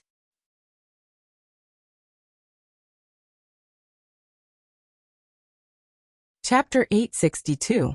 Around 10 in the morning in Ban City, after nearly 6 hours of fermenting, the internal forum of the Ability User Association was already overflowing with noise. Once the matter was related to personal interests and dignity, the thoughts of the spectators would become a direct sense of immersion. Then it would transform into corresponding emotions. This was what was known as the will of the people. Of course, this sort of thing erased the warm and tender feelings of the so-called legal principles of social order. When it came to crossing the chasm of strength, it was mostly useless. The most obvious evidence was the progress of the registration. It was still advancing steadily, forming a densely woven net that tightened one's flesh. This sort of method completely relied on superior resources to crush them. There wasn't the slightest bit of ingenuity, yet it left people helpless. Truthfully speaking, there was always a bit of buffer space within the crushing of society's resources alone. What truly gave the ability users in Ban City a sense of oppression and suffocation was the sunlight that sprinkled down to every corner of the city. The sun had already risen to the top of their heads. Its heat and penetrative power continued to rise. It didn't matter if one was outdoors or indoors. It didn't matter if one was exposed to direct sunlight or hidden in the shadows. The all-pervasive light waves could always permeate the surroundings of people. They carried the tyrannical interference imprint of the Amaterasu order. They were like demonic eyes floating in the air, radiating a gaze filled with blazing malice. Yin Lo and Snake Tongue were on the bottom deck. For the first time, they felt resentment towards the brilliant lighting design of this area. They had already closed the light baffles of the portholes, isolating them as much as possible from the sunlight. The lights inside were also extinguished to distinguish the direction of the penetrating light. The entire living room was dusky. The only source of light was the virtual work area. Subconsciously, Yin Lu and Snake Tongue had already stopped conversing. Their body movements grew less and less. They even stopped looking at the constantly refreshing forum messages. They each occupied a different angle, curled up their bodies, and restrained their auras. It was as if they were in a narrow and claustrophobic cage, under 24-hour surveillance. They were like clay sculptures or wooden statues. They didn't know whether or not they had already been exposed. In fact, it didn't matter whether they knew or not. Right now, all responses and all pretenses would become weak and laughable in the face of the chasm that was like a heavenly moat. Frequently coming into contact with existences of that level, they had a corresponding introspection and self-awareness. Time passed little by little. Snake Tongue's state of mind went from doubt to disturbance, and then gradually returned to tranquility. His rich life experience, especially in the past half a year, had already polished a persevering and tenacious heart. She temporarily couldn't understand life and death, but as long as she could survive, no matter how difficult the situation was, it didn't seem to be more torturous than the previous 200 days. When one's heart calmed down, one's senses would naturally arise. The feeling did not originate from the stimulation of the sky barrier, but from the spiritual level. It was almost a natural disturbance, like air currents and water waves. They had existed since a long time ago, but they were too common, causing people to unconsciously overlook them. Snake Tongue even felt that this wasn't an external stimulus, but rather a subtle and mysterious connection. At this moment, all external activities were immersed in a high-risk environment, and she was under multiple constraints and restrictions. Moreover, it was not a good time to meditate and cultivate, so her attention was naturally drawn by this subtle connection. Furthermore, she also discovered that the other end of the connection, or rather, a key node, was right beside her. It was on Yin Lu, who had also entered a state of silence. This was the so-called subtle mystery. Once the mind was biased, the connection between the two would naturally be strengthened. On the other side, the eyelids of Yin Lu, who had her eyes closed in contemplation, twitched. She opened her eyes to a slit, and her pupils turned slightly to make contact with Snake Tongue's gaze. This allowed her to further confirm that the connection really did exist, and it was extremely sharp. Was this a type of mutual telepathy? It was more or less related to Luonan. When was it established? What was the point of safety in the current situation? The thoughts in Snake Tongue's mind couldn't help but grow. But she soon came to a realization. There was no meaning in thinking about these things because she most likely wouldn't obtain an immediate answer. It was clear that although Yinlu sensed it, she was in a state of astonishment. Just as both sides were probing, contacting, and researching, a telepathic thought suddenly interjected. It was unfamiliar beyond their imaginations, but it had the flavor of familiarity. It was like a drunken stupor and relaxation. A new person has entered the boss's territory. What's the situation right now? The sudden insertion of his will instantly picked up the obscure form and caused the power behind this layer of subtle connection to expand with a hum. The increase in energy level brought about a direct feeling, which was the change in luminosity. It was like a flash of light in a dark room. It flickered and died, but it was enough for people to see the outline of a scene that exceeded their expectations. Of course, this was on the mental plane. Whether it was Yinlu or Snake Tongue, they were both shocked. In comparison, Yinli's mental strength was a notch lower. Her habitually suppressed telepathic thought had a clear increase. It was as if a bomb had been set off in a relatively quiet space. Who is it? A pitiful person who works for some boss. Perhaps the other party felt that this explanation was too confusing, so she added. To put it nicely, I'm like a secretary or a maid.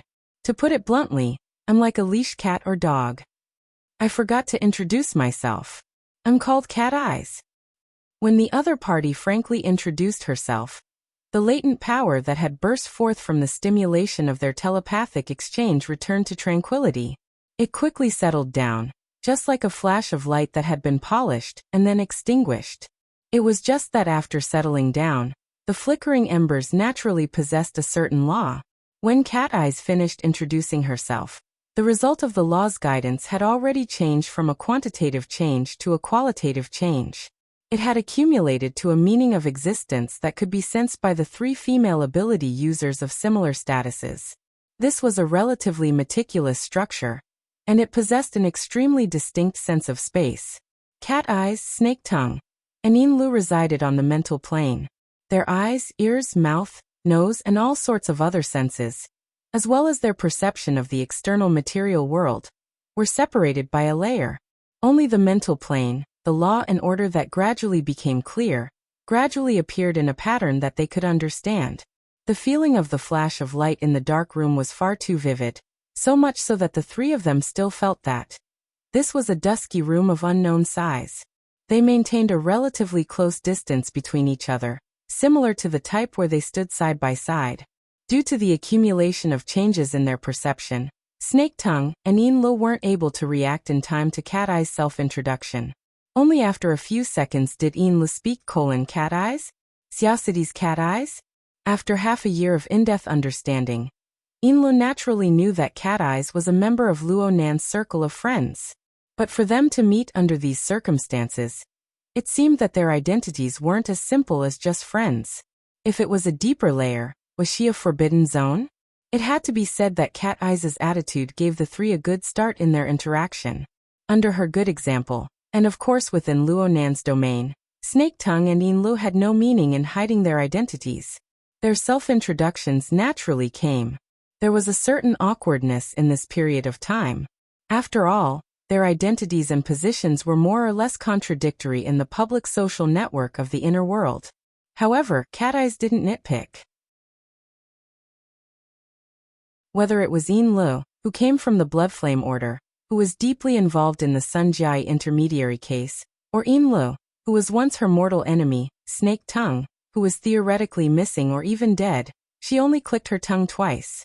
She quickly returned to a more realistic level. You guys are all in Band City. What are you helping him do? Work? Daily life? Warm the bed? We're just listening to Mr.'s arrangements.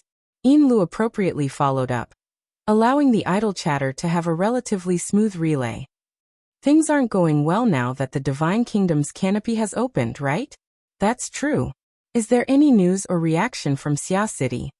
There's an uproar, but we're just watching the excitement. But looking at your current situation. Cat Eyes snorted twice.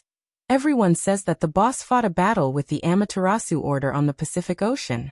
Now that he's overcome his calamity and broken through, he's like a flying bird and a jumping fish. But if that's the case, it doesn't seem to be the case? It's a bit complicated. Li's mood was indeed quite complicated. I understand your feelings, but it's the same as before. I really don't understand what in the world is going through someone's mind. His lordship's previous arrangements were always like this. Snake Tongue joined in as well. Their telepathic communication was a bit more straightforward than usual. Yeah, it's a mess. But in the end, he's always forcefully rescuing the situation, giving people the misconception that he's unfathomable. Cat Eyes was happy to introduce her experiences to these two latecomers, even though she didn't really understand the current situation. In the past, Cat Eyes often borrowed the living starry sky, the large production line, and other similar mental domain structures to launch a long-distance mental link with Luo Nan. But those were relatively abstract mediums. It was like facing the void, crossing unexplainable dimensions. But in the current situation, it seemed that there was a solid structure that gathered the souls of the three together. It was like, before they could make a clearer judgment, light and shadow appeared within the empty room. Moreover, it formed into a visual image that could be easily understood. The first thing that appeared was the scenery of a chaotic sky filled with clouds. They could even hear astral winds blowing past, whistling through the air. The sound and color were both present and extremely vivid. In this special stage, Cat Eyes and the other two quickly thought back to the scene from last night. Cat Eyes snorted again. What's going on? A fortress in the clouds, a falling sun, yesterday reappearing? Lu was probably thinking the same thing. On the other hand, Snake Tongue's thoughts had an additional layer. Perhaps this was the cloud world that had trapped her for half a year? As the thoughts of the three deviated, the image that appeared changed. In the depths of the clouds, rules and laws were vaguely visible within. As the astral winds blew, the surrounding clouds dispersed. However, there were also a few strands of yarn that were entangled with the enormous creation within. Under the interaction of the two, a silhouette was gradually revealed. Oh, it really is. The scene that appeared before the eyes of the three was clearly a fortress formed from clouds. Even though the background was a vast azure sky, it still towered majestically, especially its connection to the surrounding clouds. It was as if a cloud that covered the horizon was fluttering and fluttering. The rules were built within, causing the clouds that filled the sky to be immersed in laws even as they unfolded and flew. It was simply like a military line that could be retracted and retracted freely. In fact, it wasn't just the outer layer. The cloud fortress that served as the base of the image was also constantly changing. Every region in the depths of the condensed, seemingly substantial clump of clouds had minute changes. This was reflected in the basic silhouette. There were also slight adjustments. After looking at it for a long time, the scale of time became a bit blurry. It was as if they were appreciating the effects of a time-lapse photography. The endless flow of time, and the changes of a macroscopic perspective were compressed into a scale that they could understand. The special effects are pretty good. I can't see anything deeper than that. Cat Eye's evaluation was basically the consensus of the three. From the looks of it, the image displayed was still a certain distance from the real world. It was as if the three of them were in a movie theater, watching the image displayed on an enormous screen. If one were to lower their expectations, it could be considered more realistic. But if one were to use a harsh attitude to evaluate it, there was a barrier called reality between them and the image. The boss called us over for the sake of letting everyone watch a movie and relax. It's also possible that he's teaching us live. When considering Luo Nan's temperament, as well as the fact that they couldn't relax in Ban City, Cat Eye's second half of her judgment was quite agreeable. The three of them were all observing and pondering. The large screen in front of them was playing what seemed to be a large-scale production, but it still lacked an immersive experience. It was as if the three of them were sitting in a traditional movie theater. They interacted with each other under the dusky lighting. They could only see the blurry silhouettes of each other, but they were unable to see any further details. This sort of analogical experience made it easier for them to adapt to their current environment. It allowed their communication to become smoother. Inla shared her new feeling. It seems like there's something else inside the cloud fortress. Where is it? There's a bloody glow in the middle. Is there? There isn't? Inla was very baffled. Her current mental state was also very baffled. Her mind was naturally divided into two parts. One part was communicating with people in the movie theater that was neither real nor fake, unable to see through the bewilderment barrier. The other part was stationed in the Abyss District. It was closely connected to the structure of the Blood Soul Temple in the Abyss District, forming a transparent high-level clairvoyance. The two parts of her mind didn't conflict. They were both real and real.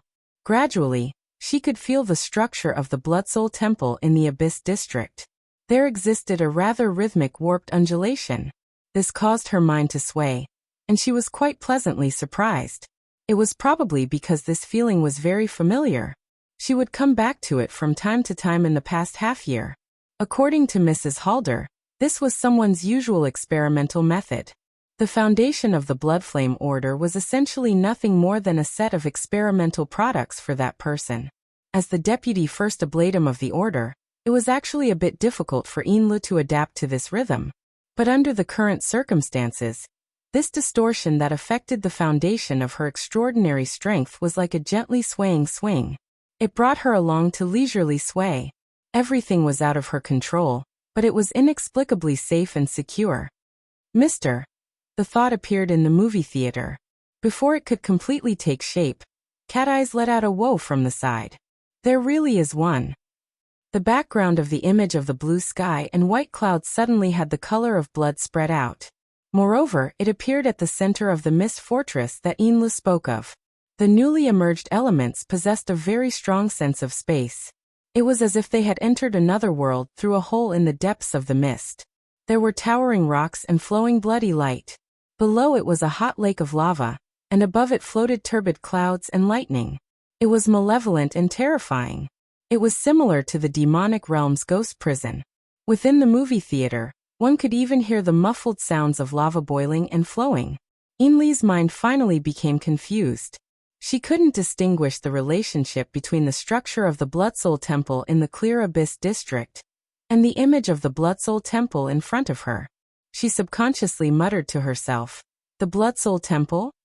Before Cat Eyes and Snake Tongue could react to this, a living creature with wings suddenly emerged from the chaotic cluster of clouds.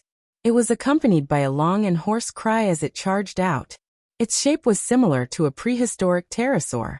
It had a sharp beak, a thin neck, long wings, and a thick tail. Its entire body was featherless and covered in scales. The most astonishing thing was that these things were actually in groups. When the leader appeared, a dark mass of people followed behind, stacking upon each other. Amidst the clamorous cries, they spat out a large amount of acid. It was like a violent gale and a sudden shower of rain that rolled down. The cloud was wrapped in acid rain. Suddenly, lightning flashed and thunder roared. Amidst the crackling sounds of exploding lightning, a group of beetles resembling a black cloud appeared. It was unknown how many thousands or tens of thousands of them buzzed out. What followed was an absurd amount of meteors that were thrown down. However, halfway through, one could see that each and every one of them had their limbs bunched up. It was difficult to distinguish their stone humanoid forms as they were thrown down towards the bottomless layer of clouds. And this was just the beginning. In a few breaths of time, there were countless waves of marvelous creatures that appeared from within the cluster of clouds and lightning. Behind them, there were even man-made flying machines and large mechas rushing out. Occasionally, there would be a few illusory human figures whose faces could not be seen clearly. They either spiraled in the air, dropped down at high speeds, or attacked each other. They occupied the entire screen of the image. The three female ability users in the movie theater seemed to be watching an absurd fantasy war film. It also seemed as if they had fallen into some absurd dreamland. A more rational way of looking at it would be like someone had taken multiple shots and spliced them together into a video work. At the same time, it was presented in this large background. Not to mention the effects of the editing, just the logic of the shots was enough to make one feel despair. If one had to find a common point from this mess of images, then it would probably be this. Every image of an existence manifested an extraordinary power. Moreover, every power seemed to be rather out of the ordinary. This was especially true for the few illusory human figures that pierced out from the back. Most of them were only wrapped in a single layer of armor. Some of them even wore unlined clothing and were unarmed. Yet every movement they made pierced through the sky and collapsed the clouds. They roared through the wind and thunder. It was as if they were gods manifesting themselves. Cough. It should be said that everyone was an extraordinary. The image of Cat Eyes in the movie theater very naturally assumed a posture of supporting her chin with her legs crossed. Your Blood Soul Temple is actually a summoning class? That's not funny. Not to mention the two conversing. Snake Tongue was watching seriously to the side. She was dizzy from watching, but at the same time, she had some strange sensations. She seemed to be able to hear some sort of noise amidst the unbearably chaotic background noise of the fantasy war film. It was extremely muffled and rather chaotic. Most importantly, she was unable to find a corresponding scene in the movie playing. She practically believed it to be a tinnitus illusion. But where did the tinnitus come from within the framework of Luo Nan's mental domain? Once the sensation was born, it was like maggots attached to the bones. It lingered and refused to disperse. Did you hear anything? Cat Eyes suddenly changed the topic. Snake Tongue could feel that the telepathic connection between the three of them still existed. Some strong thoughts would be sensed by the other two even earlier than the modified thoughts of communication. The three of them still needed some time to get used to this sort of communication method. It was easier for them to reach a common understanding, realize sharing, and even form a resonance. Correspondingly, the feeling naturally multiplied. There was no more conversation after that, but the extra noise that was like maggots attached to the bones grew clearer. Unknowingly, the thoughts of the three sunk downwards. In this bizarre movie theater, it was tantamount to listening attentively. Buzz buzz buzz. Boom boom. The noise was mixed with director Luo Nan's special visual effects. There seemed to be a certain rhythm to it. It was quite familiar. But probably because they were quite nervous, the three of them had a mental barrier. They were unable to distinguish it for a time. In the end, it was Cat Eyes who laughed in spite of herself. She eased the atmosphere. The viewing environment of this movie theater opened by the boss isn't too good. Huh. These words were like a cold blade that had been unsealed. It streaked across the hearts of the three. There's someone else. It was very normal for there to be other people in the movie theater. But the radiance on the large screen suddenly turned intense, causing the luminosity of the entire movie theater to rise by a notch. It also opened up their field of view. And so, the three of them had a momentary feeling of confusion. They were already close to getting used to the movie theater. It was a bit inappropriate. They really were in a sealed space, and they really were watching a video. But this space was much larger than the movie theater. It was like an enormous stadium. It was stuffed to the brim. The problem was that aside from the three of them, the other people were no longer silhouettes or silhouettes. Instead, they were densely packed with turbid smoke. The smoke itself didn't seem to flow, but it really did exist. And in the deepest depths of the smoke, there seemed to be gloomy flames. They were one after another, and their boundaries could not be seen. They were like swaying soulfire. Cat Eyes, Snake Tongue, and Inlo had a mental interaction once more. Their blood ran cold. Inside the movie theater. Even if it was a movie theater, it wasn't just the three of them. There were other people. There were many, many people. They existed in an even more chaotic and fuzzy form. The additional noise seemed to be the whispers and discussions of these people. In addition, there was also clatter, clatter, clatter. It was unknown when, but the fine sound of trembling chains had emerged from within the turbid mist soulfire. It rang in their ears, and it was also boundlessly far away.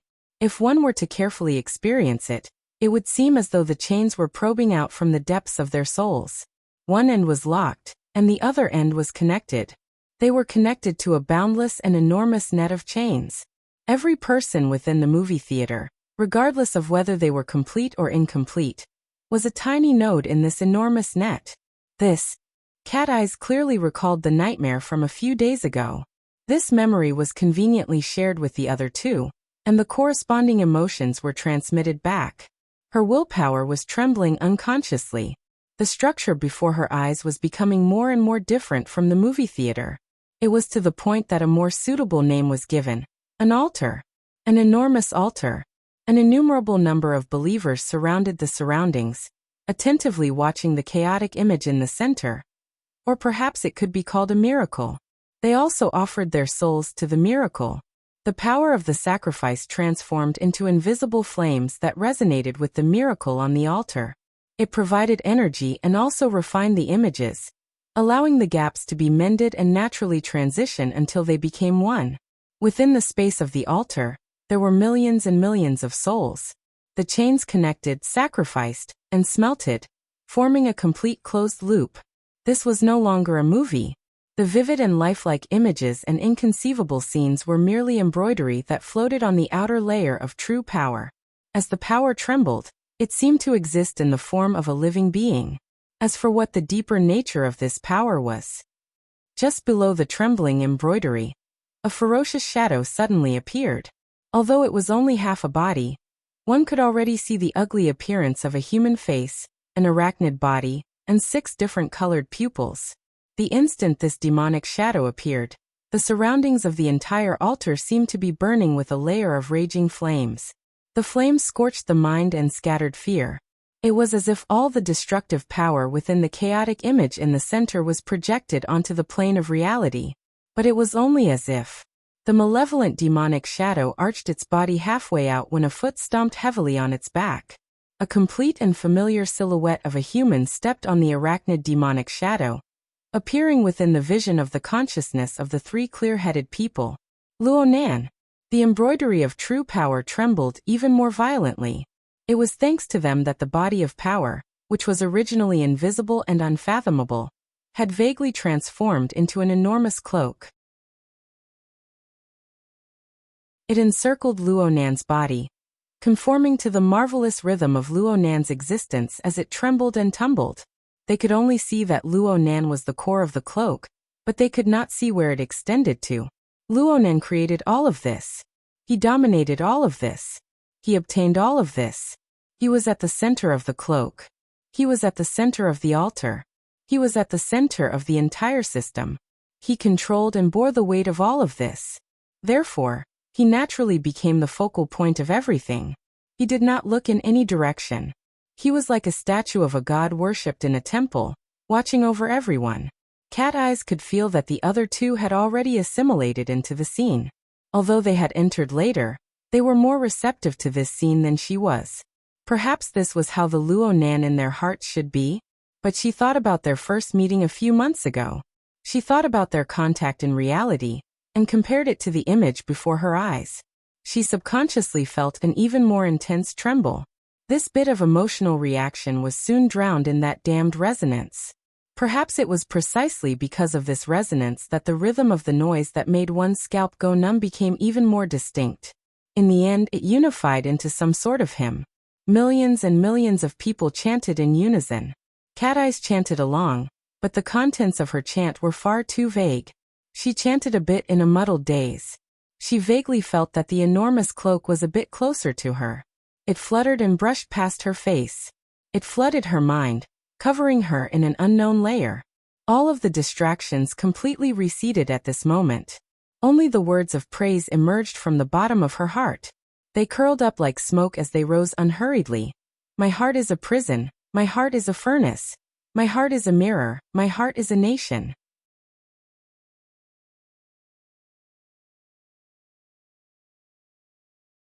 Chapter 863. Snake Tongue sank into a dream that was hard to wake up from. She was originally at the side of the enormous altar in the movie theater, resonating with the countless believers and praising the inconceivable Lord. Her soul nearly melted into it. But she didn't know when it started, but she had already entered an even more absurd space. There was no process or transition, no sufficiently convincing logic. It truly was like a dream. But this dreamland was becoming more and more real. Snake Tongue seemed to have arrived at a battlefield filled with endless cannon fire. That's right, it was a battlefield. The logic of the dream was rapidly becoming complete, giving her an incomparably deep and conclusive impression. She had sunk into the center of the chaotic war zone. She was surrounded by impregnable fortresses. Rumbling war machines could be seen everywhere. Countless soldiers, wearing exoskeleton armors, operated fighter aircrafts, shuttles, and large-scale mechas. They were currently engaged in a selfless slaughter. As for their enemies, they were extraordinary life forms similar to mutants. Many of them were once elements of the movie theater in front of her. There were also some that were simply the giant bloody apes flying back and forth in the cloud world. The battle between the two sides was so intense that Snake Tongue couldn't avoid being drawn in. She couldn't even tell who was friend and who was foe. She was only driven by some unknown power. She confronted every threatening target that appeared in her surroundings and was killed. It was that simple. Snake Tongue's strength was too mediocre in this battlefield. The most frightening thing was that she couldn't keep up with the rhythm of the war. As a cursemancer, she wasn't used to this kind of chaotic, intense, and tornado-like killing situation. It was as if she had sunk into an enormous meat grinder. The gaps she could survive through were narrow and cramped. The slightest bit of carelessness would cause her to be crushed into meat paste. After the pain of death passed, she would be reborn in a different location on the same battlefield, and once again sink into an endless battle. At first, Snake Tongue was at a loss. What was going on? What kind of logic was this? But later on, she was killed so many times that she didn't have any room to ponder. This was because even if it was a dream, the pain she felt at the moment of death was so real that it made one shiver. Beheading, piercing the heart, chopping the waist, dismembering the corpse, incinerating it, corroding it. In the meat grinder of the battlefield, the death that Snake Tongue had once abandoned her dignity and self to avoid came in different forms. There was only the strong and the weak. There was no way to avoid it.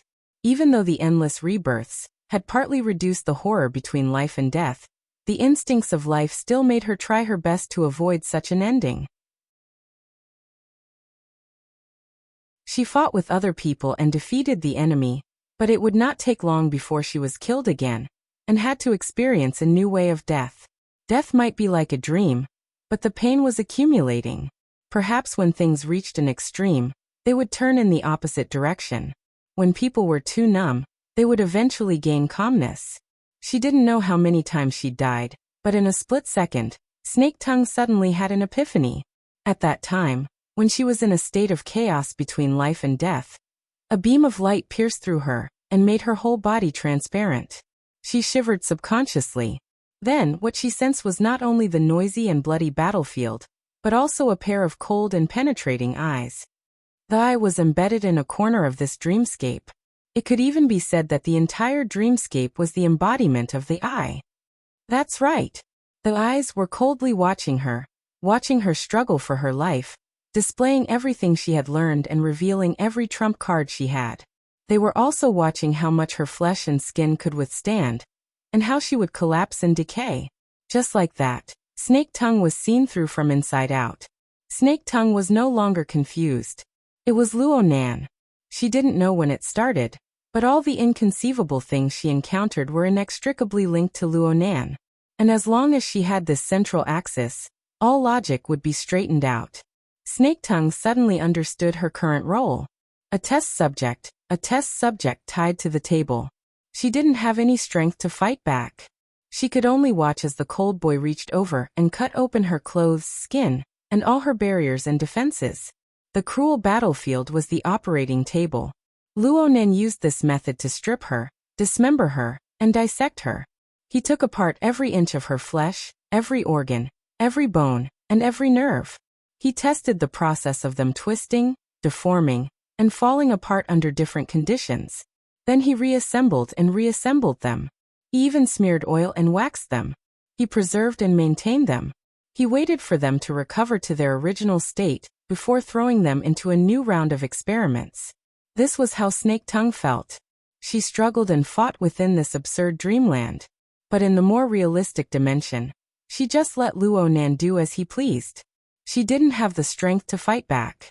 Luonan used this method to understand the limits of her fleshly body, the limits of her mind, and some details that even she herself didn't know about. The sudden realization was unable to alleviate any of the pain.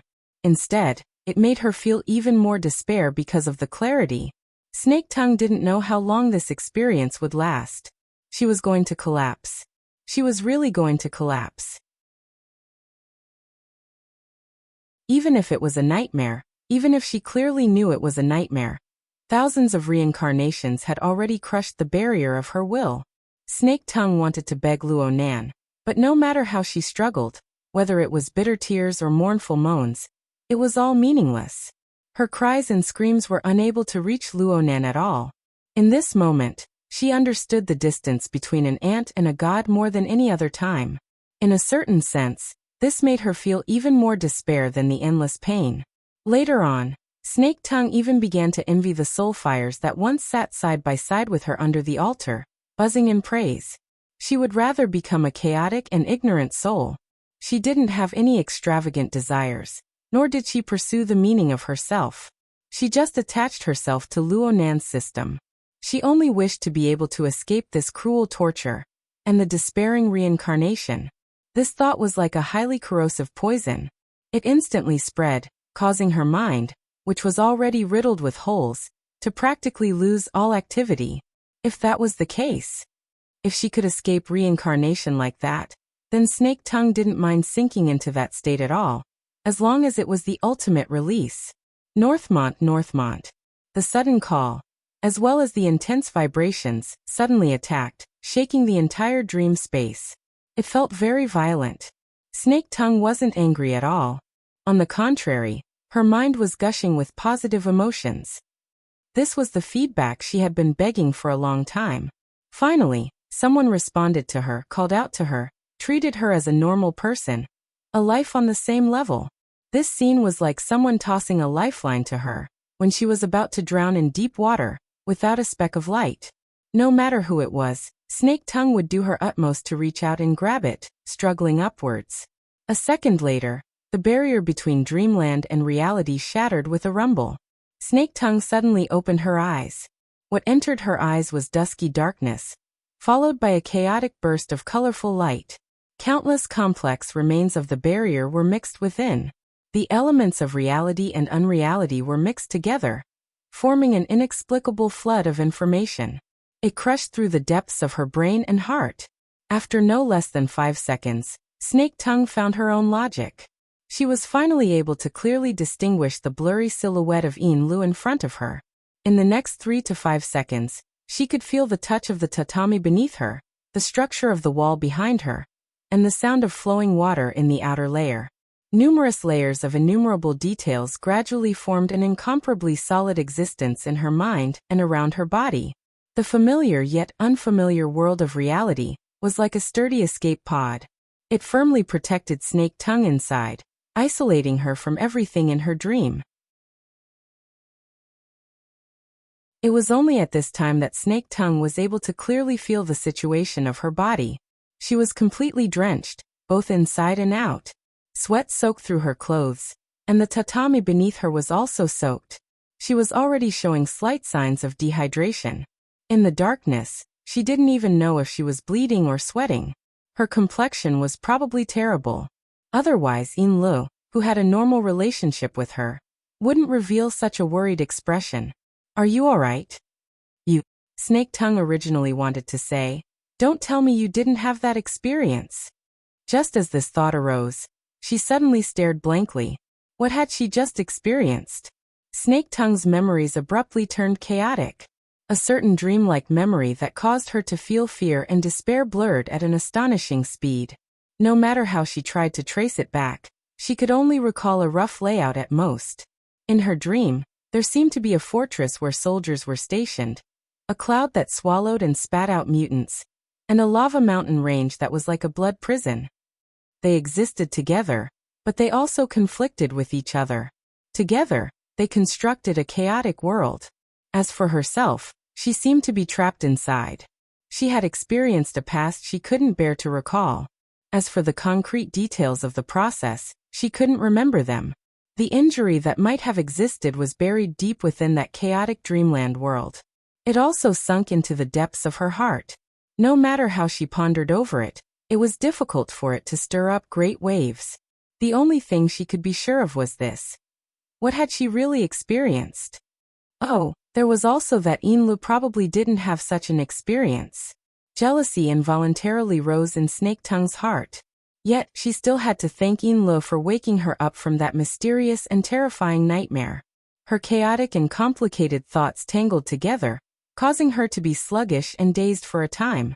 Of course, Inlu could see that Snake Tongue's current state was terrible. That was rather strange. Inlu put herself in Snake Tongue's shoes. Although the things she had experienced were shocking, they shouldn't have caused Snake Tongue to become like this. Inli's thoughts spun in two circles. She analyzed the situation from her own experience, and suddenly thought of a possibility. Beishan, could it be that you were disrespectful to Mr. in that sort of situation? Disrespectful. Snake Tongue subconsciously shivered. She lost control of herself and shook her head. She wanted to speak to defend herself, but she was powerless to speak. This made Inlu even more certain of her judgment. Inlu had worked in secret orders all year round. She had seen quite a few similar things. It had only been a dozen or so days since Snake Tongue had become Luo Nan's disciple.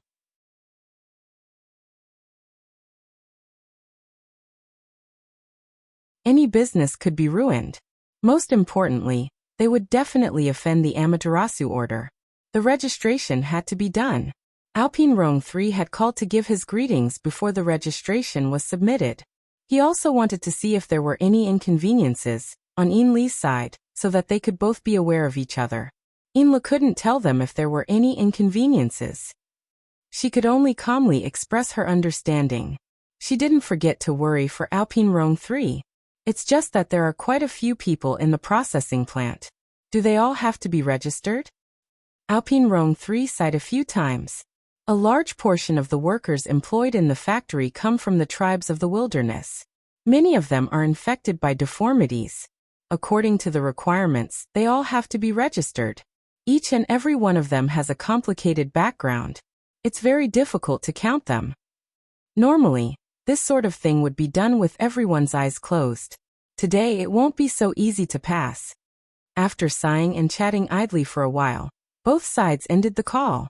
Inlu immediately turned to look at Snake Tongue. Not too good. It sounds like Old Hand and the Hungduan tribe have run into some trouble.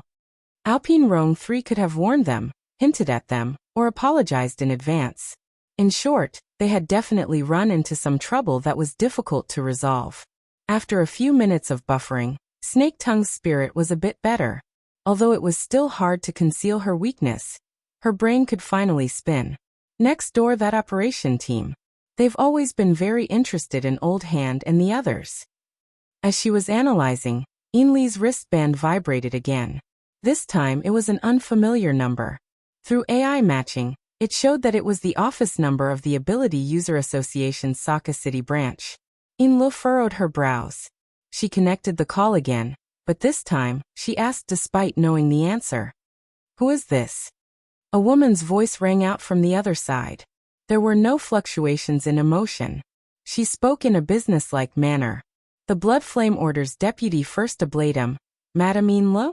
This is the External Relations Office of the Ability User Association's Saka City branch. Oh, hello.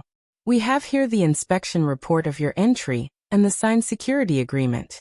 According to the relevant clauses, we are here to notify you of a special event. Inli's gaze met Snake Tongue's. She continued to play dumb. What's the matter? May I ask if you already know of the notice issued by the Saka City branch? I'm not too clear. Then please take a look at the highlighted topic on the Ability User Association's internal forum. The title is, Please follow the requirements of the notice and report as soon as possible the members of your esteemed order in Saka City, their location, and other relevant matters. All information please be submitted through the designated channels before 1:30 p.m. in the afternoon. 1:30 p.m. in the afternoon? Our order also has property in Saka City. We also have quite a few ability users. It's not easy to calculate. Isn't the time a bit tight? There's no room for discussion. If Madame Inla still doesn't understand the gravity of the situation, then please take a look at the relevant notice and immediately begin the relevant work. There seemed to be someone speaking on the other side. It paused for a few seconds before suddenly changing to a different person. It was clearly a man's voice. His throat was rough, as if he always had phlegm stuck in his throat, ready to spit out at any time. Deputy First Ablade Amin? The other side asked despite knowing the answer. It felt like she was an extremely powerful person. Inla said suspiciously, "You are." The administrative department and SA have sufficient evidence to prove that a portion of the restricted personnel of the peaceful trade market are suspected of making false registrations in this matter. These people maintain close contact with you. In order to clear the suspicion of your order, please immediately submit the relevant information. Inlo furrowed her brows. I just said that the statistics are very difficult. The other side responded firmly, if there are difficulties, then overcome them. I'll give you an hour to submit all the information before 11 a.m., or else bear the consequences. Inla was so angry that she laughed. This group of people from the Saka City branch were all cowards in front of the Amaterasu order. How dare they put on such a show at this time? The tone on the other side became even more ruthless. Listen up, Saka City is not the Bloodflame Order's territory, and the peaceful trade market is even more so. You can do business if you want, but if you mix in sand, I'll make you regret stepping on this land. This didn't sound like the tone of the Saka City branch. It sounded more like a violent person. Inla stopped laughing. Who are you? A judge to confirm your crimes and hand them over to the flames of heaven to carry out the holy judgment. The other side directly cut off the communication. Who was this inexplicable fellow? Inla had a deep impression of that person's voice and domineering attitude. However, what left the deepest impression was still the words flames of heaven. He's definitely not a member of the Saka City branch. He should be someone from the Amaterasu order. That's not the case. Snake Tongue said in a low voice from the corner. From his tone, he should be an important figure in the Heaven faction. He's most likely the leader, Gota Masayoshi. Gota Masayoshi.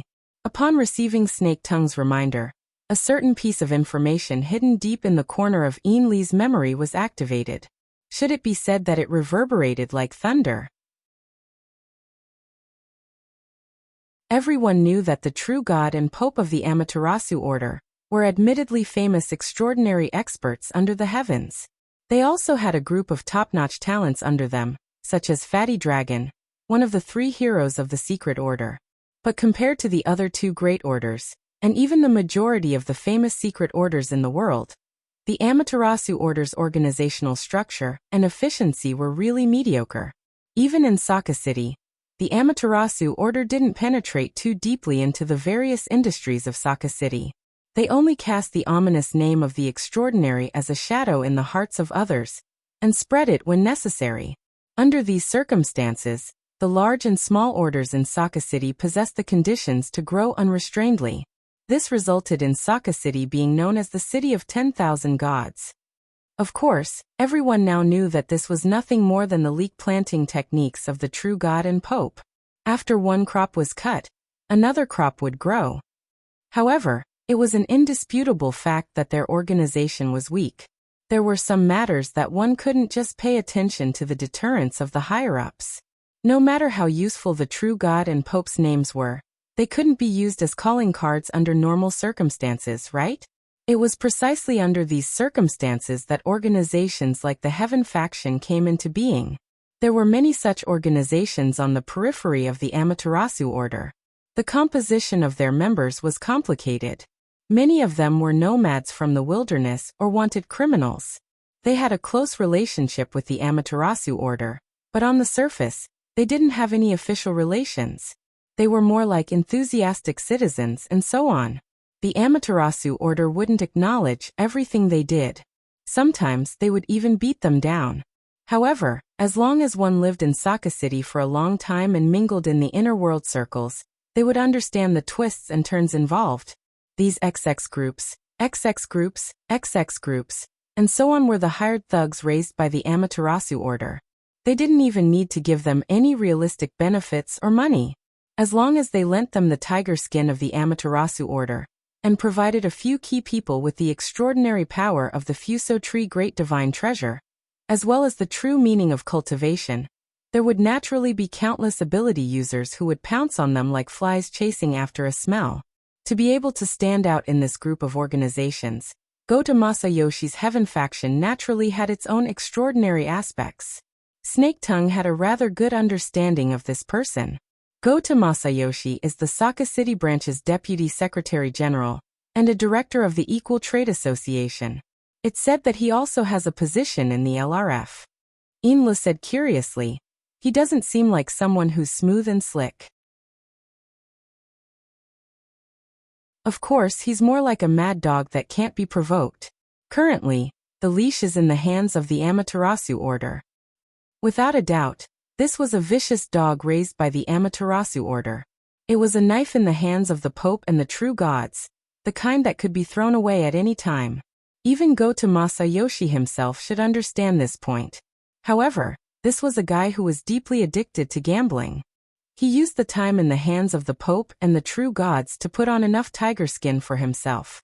He also possessed the corresponding strength and status. It was this kind of guy.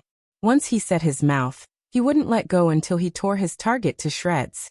This kind of organization, this kind of guy, was very compatible with the current environment. They turned the absolute superiority of the Amaterasu order in Saka City into a substantial threat that was pressed against everyone's throat. Inlu could almost hear the snoring sound coming from the throat of the vicious dog. She already had a headache before they even started fighting. In such a short period of time, Inlu also couldn't think of a suitable solution. At this time, an internal communication call came in. It was from Captain Korwashi on the front deck. As Inli's most capable subordinate in Saka City, this senior retired officer reported with some worry. "The authority of the yacht has been cut off. If we can't get the follow-up permission from SA, the yacht can't even drive out of the passenger terminal."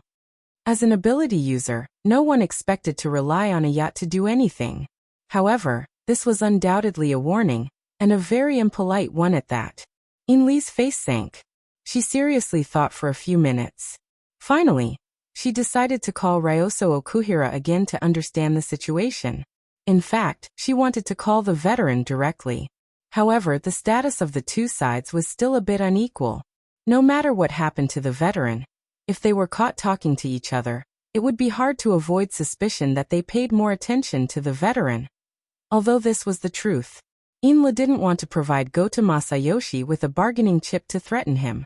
The call to Ryoso Okuhira didn't go through immediately. However, 30 seconds later, the other side sent back a video call request. Inlu felt a bit strange. However, she still chose to accept it. Of course, before that, she didn't forget to turn on the lights in the living room. "Mr. Okuhira." Just now, Inlu forcefully swallowed back the words she wanted to say, because in the projection screen, not only did the ugly but familiar face of Ryoso Okuhira appear, there was also a man who was almost 2 times thinner. His skin was deathly pale, like a skeleton. This guy who looked like a drug addict maintained a rather intimate distance from Ryoso Okuhira. He grinned and said, "Ms. Inlu, right? Unfortunately, I caught evidence again. You secretly colluded with your business partner to confess. Don't explain. I gave you an hour. In the end, you did these meaningless things. This is disrespect to me." She didn't need to look at this face. Just by listening to the greasy throat that seemed to be filled with phlegm, Inlu knew who the person in front of her was. The mad dog with many layers of tiger skin, Goto Masayoshi. The real contact, Ryoso Okuhira, expressionlessly stood at the side. He didn't give Inlu any hint. Or, it could be said that his iron-like face was the most obvious hint. Goto Masayoshi grinned a bit more. "Ms. Inlu, you really are a beauty. This makes my mood a lot better. I don't mean to be disrespectful. I'm just stating the truth. Otherwise, I wouldn't even say a word more. The inspection of the factory is about to be over. After solving the matter of the day's processing factory, I will continue to communicate with you. I hope that at that time, you can give me the name list of the relevant personnel. Otherwise, I will have another explanation. Inla coldly stared at Gota Masayoshi. She had already labeled him as a scum of society in her heart. However, this guy's background was really strong. Speaking up to hear, Gota Masayoshi suddenly turned his face and looked outside the projection screen. That lady, please wait. Ryoso Okuhira spoke for the first time. Mr. Goto, this is the technical director of our factory. That you're tuning in to the Echoes of the Heart YouTube channel.